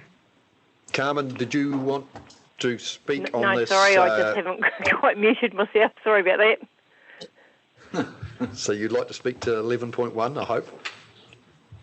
No, thank you. I've accidentally bumped the phone. Terribly sorry. Oh, no worries at all. Welcome, Delana, and welcome, Gwyneth, back. Any initial comments or no? All good? There was a question Sarah. that was asked, which was around, just to be clear, the plan change is as it was back in March. This is a submission. The decision on whether the alignment will occur or not is the Environment Court's. It's not ours. It's not ours. So we haven't amended the plan. We've just made a submission, just like anyone else, to say, hey, we think you should do this. Very good. Thank you. So been moved by Kate, seconded by Michael. No, I'm not seconding. I was going to ask a question. Okay, moved by Kate, seconded by Michael D. Question, Michael Laws. Is there anything in the staff submission that contradicts the policy decision of the governance team? We didn't. There isn't, because you never adopted Plan Change 8. Yes. So you never made a policy decision on Plan Change 8. Plan Change 8 was called in by the Minister. We didn't approve all of it. Well, no, I also asked you at the meeting where you discussed it whether you wanted to, and you didn't want to. No, that's fine. But does anything contradict the plan change that came before us? Well, yes, it does, because it opposes it. A plan change that came before us that we didn't talk to. Well, I mean, it's saying align it, but the reason why we did it as a staff submission and the reason why we were confident that we could is because you hadn't actually made a policy decision. I asked that question at the meeting, previous meeting. Any further questions? Brian. I'd just like to say it's really good that we've done this, or staff have done this. This is quite a technical overview, and it's come from staff, and I'm really happy that it's occurred, and I'm sure the Environment Court panel members will be appreciative of it. I agree. Thank you. Thank you. So it's been moved and seconded. Any further discussion? Certainly the community will be appreciative of it as well, because some of these meetings we went to, there was this non-alignment between what we'd written and what the NES were coming out, and this fundamentally addresses that, yeah? Or recommends addressing it. Recommends addressing it, yes. Thank you. Yeah, and we, from a practicality point of view, we don't see any sense in buying a fight on something that's had national direction. Exactly. That's good. That's great. No further discussion? Put the motion. All those in favour, please say aye. Aye. Aye. Against? Carried. Thank you very much, Delana. Thank you. And thank you to Robert. Delana. Oh, no, I was trying to read who signed it off. Oh, I signed the letter. Oh, I think I did. Thank you. But Delana wrote it, if that's what you're asking. No, cool. Okay, moving on to 11.2. So let me catch up. So Anita's still in mediation with today, so she hasn't been able to get out in time to get here. So Tom is going to be ably helping to answer questions. Excellent. Resource Management Review report. Once again, government legislation, a slightly different approach going forward, obviously, but yeah, is there anything you want to say, Tom, with regards to the outcome by the select committee or the group that looked at the overview? I'm happy to take the report as read, yes. Unless you have any questions. Perhaps one thing that I could add is maybe the next steps. What will happen from now? So these are basically recommendations from a review panel. Those are being handed over to MFE, Ministry for the Environment. And then the Ministry for the Environment will provide advice to the Minister, or they will make a position around what is being recommended there. After that, it's up to the Cabinet really to make decisions as to how they want to progress that. The key thing I think that is worthwhile noting is that Cabinet have already indicated that before any new legislation will come in place, there will be some wide consultation with stakeholders, but also with the public. In terms of timeframes, nothing is really set in stone or known at this point, but things could be moving relatively quickly given that our government is in favor as well as the opposition. So stars are aligned. Any questions? I just want to raise Michael. now what I raised with you privately before and inform my colleagues. Central Otago District Council laws, and I'm assuming that every other TA in our region and others, received the full booklet of this, plus a letter, an individual letter to every. Yeah, I thought you were talking about something else. You said Three Waters, that's why I went, oh no. Yeah. No, Andrew and I received- both received a copy. Yes. Right. Yep. Yeah. Okay. Good on you. I didn't, and neither did anybody else here by the sounds of things. No, but I did send you the link to the report and a summary. Yeah, but that's not the point. Okay. The point that I'm trying to make is that the minister sent to every councillor a full copy of the report, plus a letter, plus an executive summary. You're talking TAs at the moment. So TAs, Yep. that's correct. Yep. And the only reason I know that is for the obvious reason. And I'm a bit baffled as to how we got missed out of that. We got a minister to visit us. No. I have no idea. That's not the same. Not everyone wants one. And what I was wondering was, so that's why I asked the question. Now that you know this, did we get 12 copies? No, we got two. Yeah. One for me and one for Andrew. And I'm happy to share it with anybody. Personally addressed to us. Yeah. Okay. But as I said, before that, I sent you the Link. To the executive summary, the full report, and I gave you a download as well. I just thought I'd mention, because I've been reading. I'll give you mine. No problem. We'll see what we can do. No, that's all right. No problem.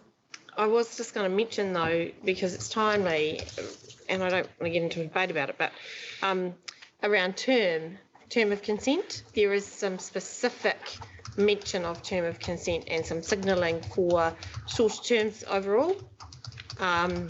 So you might want to have a look at that specifically. Okay. Any other queries? Happy to move, Kate, seconded by Alexa. That's recommendation 1 and 2. I'll put the motions. All those in favour, please say aye. Aye. Aye. Against? Carried. Thank you very much. Now, 11.4, document signed under conceal. Yes. 11 Thank you. Thank you. It's the next item. Yep, that's 11.3. 11.3. Someone happy to move that we receive the report. I think there's a repeat on the. Well, I had two separate ones to seal, so they're probably two different copies of the same document. But, Yeah, right. Okay. But I did have to do it twice, so that's why. Okay. So it's just doubled up on the front page. That's all. But someone happy to receive. Okay. Kate, seconded Brian. Any discussion? If not, put the motion. All those in favour, please say aye. Aye. Against? Carried. Thank you. Final report is item 12, report back from councillors. And I'll just preface the comment around, as we go forward, if two options, we could have either written reports at this stage or just a heads up with some key points from councillors if you want to raise matters or share with us where you've been, what you've been up to, or so that's just a couple of options going forward. Just helps from so Liz's point of view, and my point of view, and Sarah's point of view as well. So that's just a heads up. But any matters to report from councillors? Kate. Well, it's referenced in your report and no one asked any questions, but I think it's important that we do talk about the discussions that are being had with territorial authorities on public transport. And so we're going around all of the TAs and opening up, and we had that discussion at an earlier meeting, just starting that conversation about what the world might look like in a regional transport. Just at a high level, governance only, and just want to make sure people realise those conversations are happening. We've done Queensland Lakes, we've done Waitaki, and we're doing Dunedin on the 8th. Central Otago are keen. I think Clutha is not. Yes. Thank you, Kate. Michael, and then Brian. It's not a report back, it's a question to Sarah. I'd like to address it to you now. It's nothing embarrassing. That's right. Well, that's good. That's right. What do you mean? We're still on YouTube. Nothing to do with the radio centre. No, it's a question about this. On Sunday, midnight, we move into masks on buses. Yes. I'm concerned about the safety of bus drivers and recalcitrant, people who will challenge this. I'm aware of the fact, and so it's been brought to my attention actually from Queenstown, but I'm sure it's relevant for Dunedin as well. And I had a discussion with 2 bus drivers who said they're not sure what sort of support they're going to get if somebody says bugger off. They don't have to enforce it. No, I understand that, but they are concerned. And I'm just wondering, have we got that covered? We are getting that covered. I'm sorry, Gavin's not here, so I don't have the whole answer for you, but I am aware that there are discussions happening. I'm sure they'll be happening nationally, and I've seen some coverage in the paper as well that talks about it. So yes, I think there will be a clear approach about how that will work, and I can communicate that with you once I know what it is. Marion's talking. Oh, sorry, Marion. Sorry, I can't hear her. Marion, you're on mute. And can you put me on your list, Andrew? I've heard today, coming through on bits of news, that COVID-19, the funny thing that we put our phones up and take a scan of, that is going to be put on all buses tomorrow. Good. Okay. That's right. Well, it was on my bus this morning, but it was only on the back door, which I thought was a bit strange. Because they're supposed to be only. Because you meant to go through the back door. Yeah. Not anymore. No. Yeah, I got to the front door, and I didn't find the scanner thing until I got to the back door. Mr. Donnelly was going to send us something to think about overnight. Yeah. So some kind person texted me and I couldn't see who it was, but the advice I have is we will have clearer advice from the government on Thursday about bus mask enforcement. So you're talking about the strategic direction for tomorrow? Tomorrow? There was something. Is it you? I've emailed that to Liz, but being in here, she won't have had time to upload that, but that'll be on Diligent as soon as Liz gets to it. Thanks very much. So the LTP discussion. Yep, that's cool. Yep, and I think I've got Brian and then Alexa. To be honest, I'm a little bit surprised governance going off around the TAs, talking about transport, but never without staff. Ideally, we're working together. Are we going to get a report back about what's actually happened in this process? Or is it just a talk fest? Certainly not a talk fest. I think the main point of doing it was really just to raise awareness about the review of the RPTP, and I think that there were conversations with staff. I believe I think staff were aware of what was happening, and as a councillor, I'm certainly not. Are we going to get a report back or what? I'd have to consult with the 2 regional transport committee members. We'll come back to you on that, Brian. Yeah. We'll come back to you on that. Otherwise, you know, No, fair enough. Point taken. Alexa. I just want to quickly update you. I've been appointed to the QLDC Climate Change Reference Group and working on some carbon capture there with a group that's been is doing that. Lake Hayes, I've had meetings with them. Their AGM was cancelled because they couldn't fit into the room with the requirements, but they have some concerns, which I think I'm circulating. Three Waters in Kingston and Glenorchy, I'm talking to those groups as well. They have concerns. And air quality, I think I've circulated most of that. There are worries around Lake Hayes and Shoreline Country where people are breaching the covenants by putting in log burners. And just for the record, actually Shoreline Country, that they're not getting permits for, but permits are being given in Lake Hayes where because the covenant can't be enforced by the council. So there's some emerging issues that I'll be bringing to us from those sorts of meetings that have happened in the last couple of weeks. Thank you. Gary? Alexa and I had a tour of that as well. Yes.